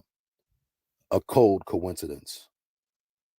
Had Garvey supporters not murdered Eason, then Garvey himself would have received the same or even less time than he ended up serving, and his reputation as a gentleman and scholar would have been intact. But his connection and possibly even solicitation of the murder of James Eason would ultimately spoil his reputation. Garvey did not immediately leave New Orleans for Jamaica. He first traveled to Panama, but was not allowed to disembark. Instead, UNIA members were allowed to board ship and hold court with the Black Buccaneer for a couple of hours, during which Garvey received gifts and donations amounting to over $10,000. The next day, he set course for Jamaica, where he was met with a hospitable crowd on December 10th. He eventually settled down and purchased a mansion in an elite white neighborhood in Jamaica. While displaced on the island, Garvey issued harsh warnings to UNIA branches against their cooperation with Princess Laura Kofi.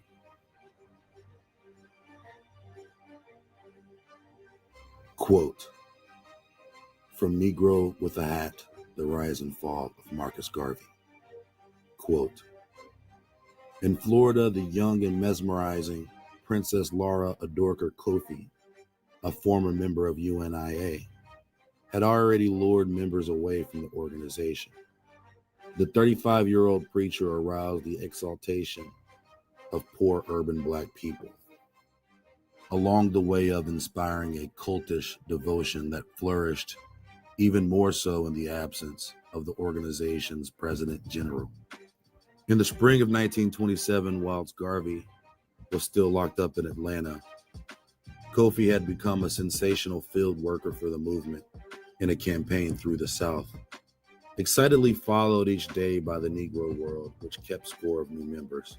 She won over thousands of recruits for the organization in the Black Belts of Miami, Tampa, and Jacksonville. On 9 July, one correspondent enthused over the Gold Coast princess who stormed St. Petersburg when 1,000 Negroes heard her upholding the principles of Africa for the Africans and its founder, Honorable Marcus Garvey. She professed her admiration for Garvey when visiting him in the penitentiary in the autumn. But by October, the Negro world was issuing warnings to the divisions not to entertain Kofi, alias Princess Coffer and Lady Kofi, who has been collecting funds from members under the guise of sending them to Africa, etc. Should she make further appeals, members should have her arrested. At a time when a flood of Africans trading in on their exoticism claimed royal heritage, Princess Kofi's origins were disputed by the UNIA. They suspected she was actually born in Atlanta and was intent on exploiting the name of the movement to fraudulently obtain funds and build up a membership of her own. When Kofi was expelled from the organization, she took hundreds of the new recruits with her to form the African Universal Church, which not only had similar aims to the UNIA, but an identical motto: one God, one aim, one destiny, much to the irritation of local Garveyites. The irritation was said to have boiled over on 8 March when Kofi opened her Bible to preach to 300 followers at a converted storefront in Miami. Eyewitnesses claim that after Kofi was introduced by another preacher, he stepped back and gave a sign. Immediately, a gunshot rang out from the back of the hall. Maxwell Cook, Kofi's former UNIA bodyguard, was immediately set upon by the enraged congregation, who beat and stamped him to death. End quote.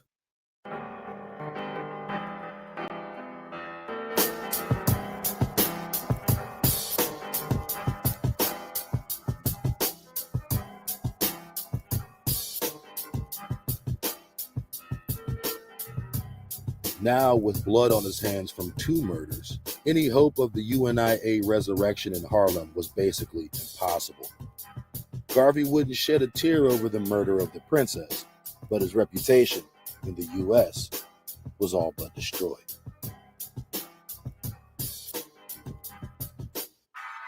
And any attempts to get the UNIA off the ground in the Caribbean were stonewalled by authorities. Garvey made several tries to get his public life back on course, even being elected as city councilor in Kingston, but this ultimately led with him being imprisoned.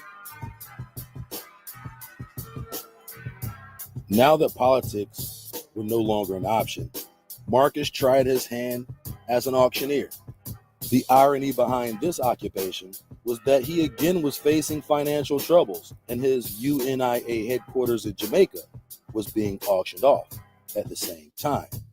Only in this instance, there was no Casper Holstein to bail him out.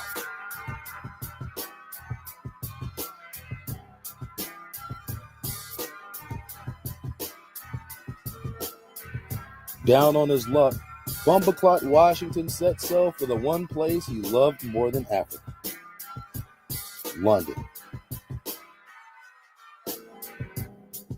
When Garvey left Jamaica, he was a broken man.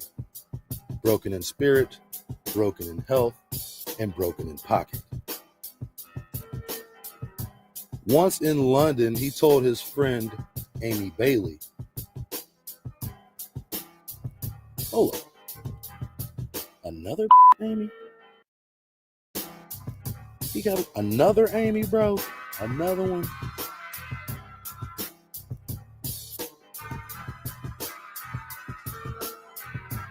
He told Amy 3.0 that he would never, ever go back to Jamaica. Garvey died in London in June of 1940 without having ever stepped foot on the continent of Africa.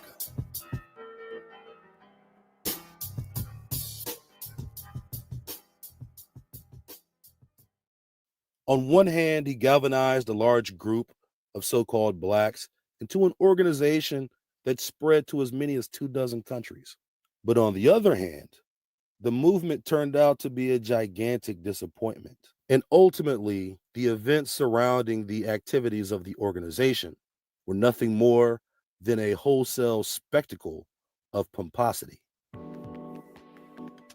Did Garvey have any real intentions of establishing a sovereign government on the continent of Africa?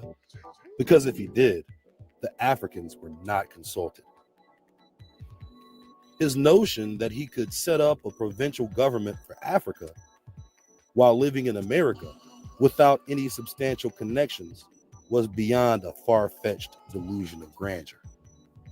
What was there about Africa that caused Garvey to centralize Africa as a homeland for his movement? Was Garvey African? Most likely not. Although there is a chance because Jamaica saw about 1 million African slaves during the course of the Atlantic slave trade, an even higher number of slaves came from mainland America into the West Indies and then traded from the West Indies to other places in the Americas, Europe, or even back to Africa.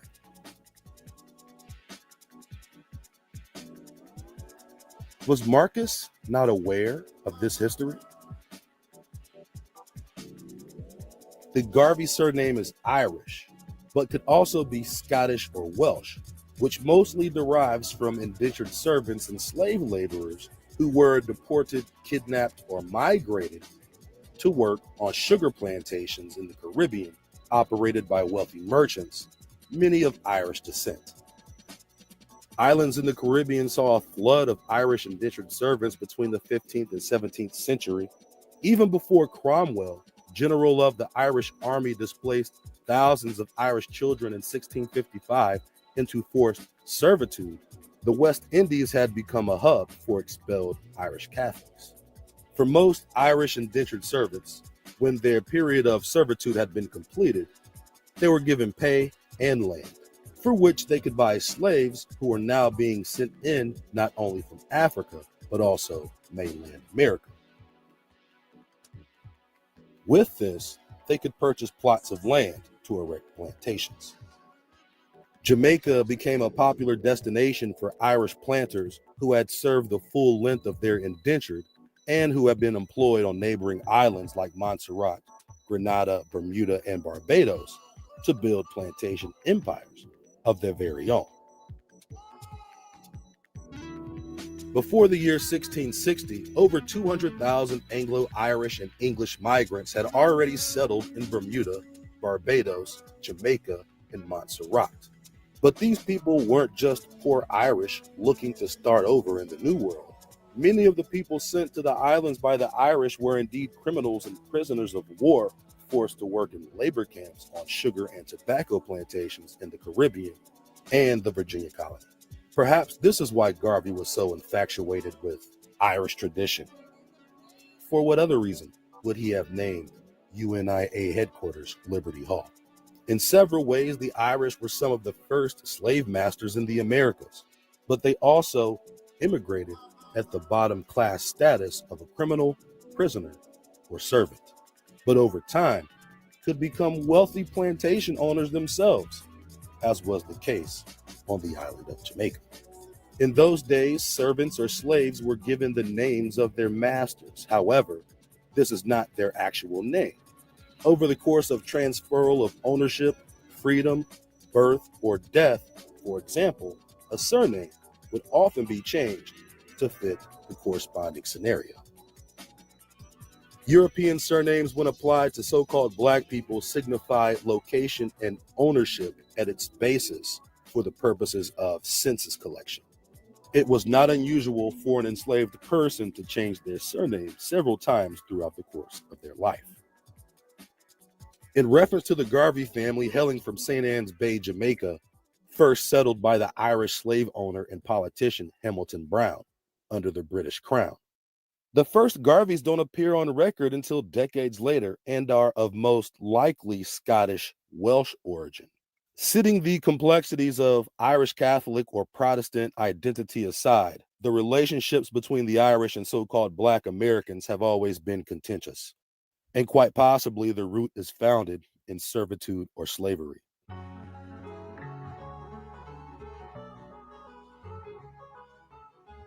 According to the historical narrative, Irish servants who indentured themselves in American colonies were exclusively described as poor whites, rather than the conflated term Black Irish.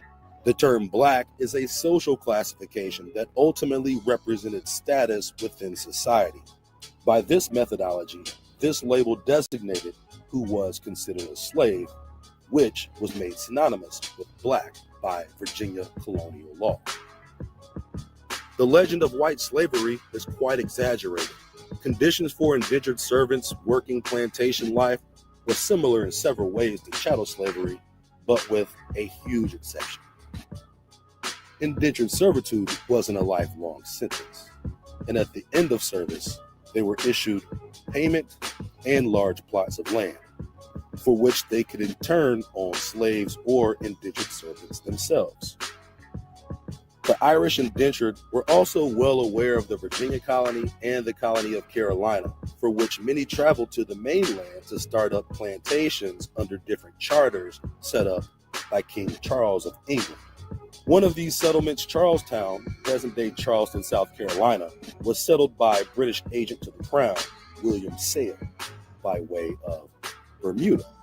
This group had first immigrated from England to Bermuda and then later formed a group that would found Charlestown, aka Charleston, eventually building the city into one of the largest slave trading ports in America by capturing indigenous Americans and sending them to the West Indies. This was the template used by colonial forces. Once installing a tangible regime, they could then expand by capturing bands of surrounding natives and displace them into foreign enclaves like Barbados, Antigua, and Jamaica. Once captured, these people took on the name of their given new owners. Jamaica had been a battleground ever since the first so-called explorers sought to conquer the Arawak and Taino people. But the Spanish footprint left by the conquistadors only lasted until the 17th century, when they were pushed out by the British.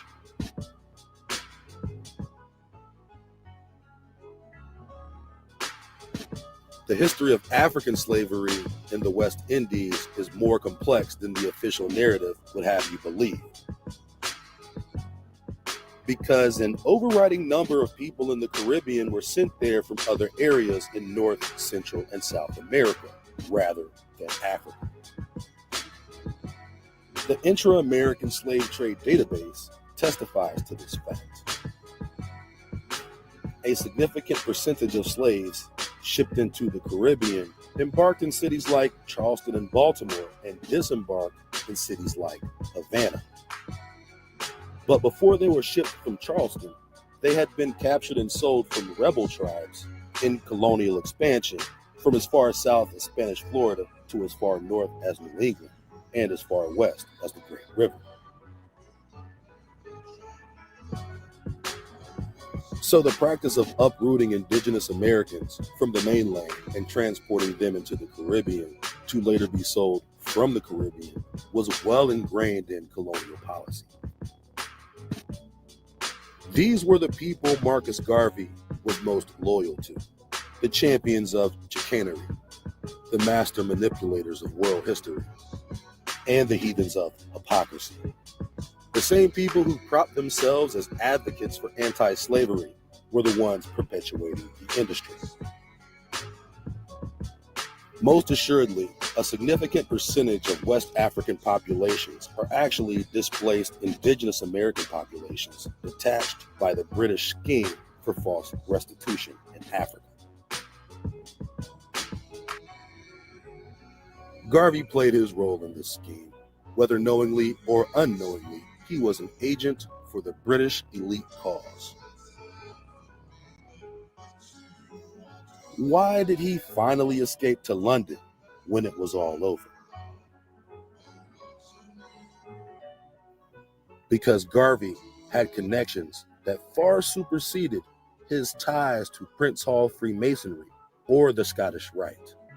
Garvey was a tool of Hegelian deception.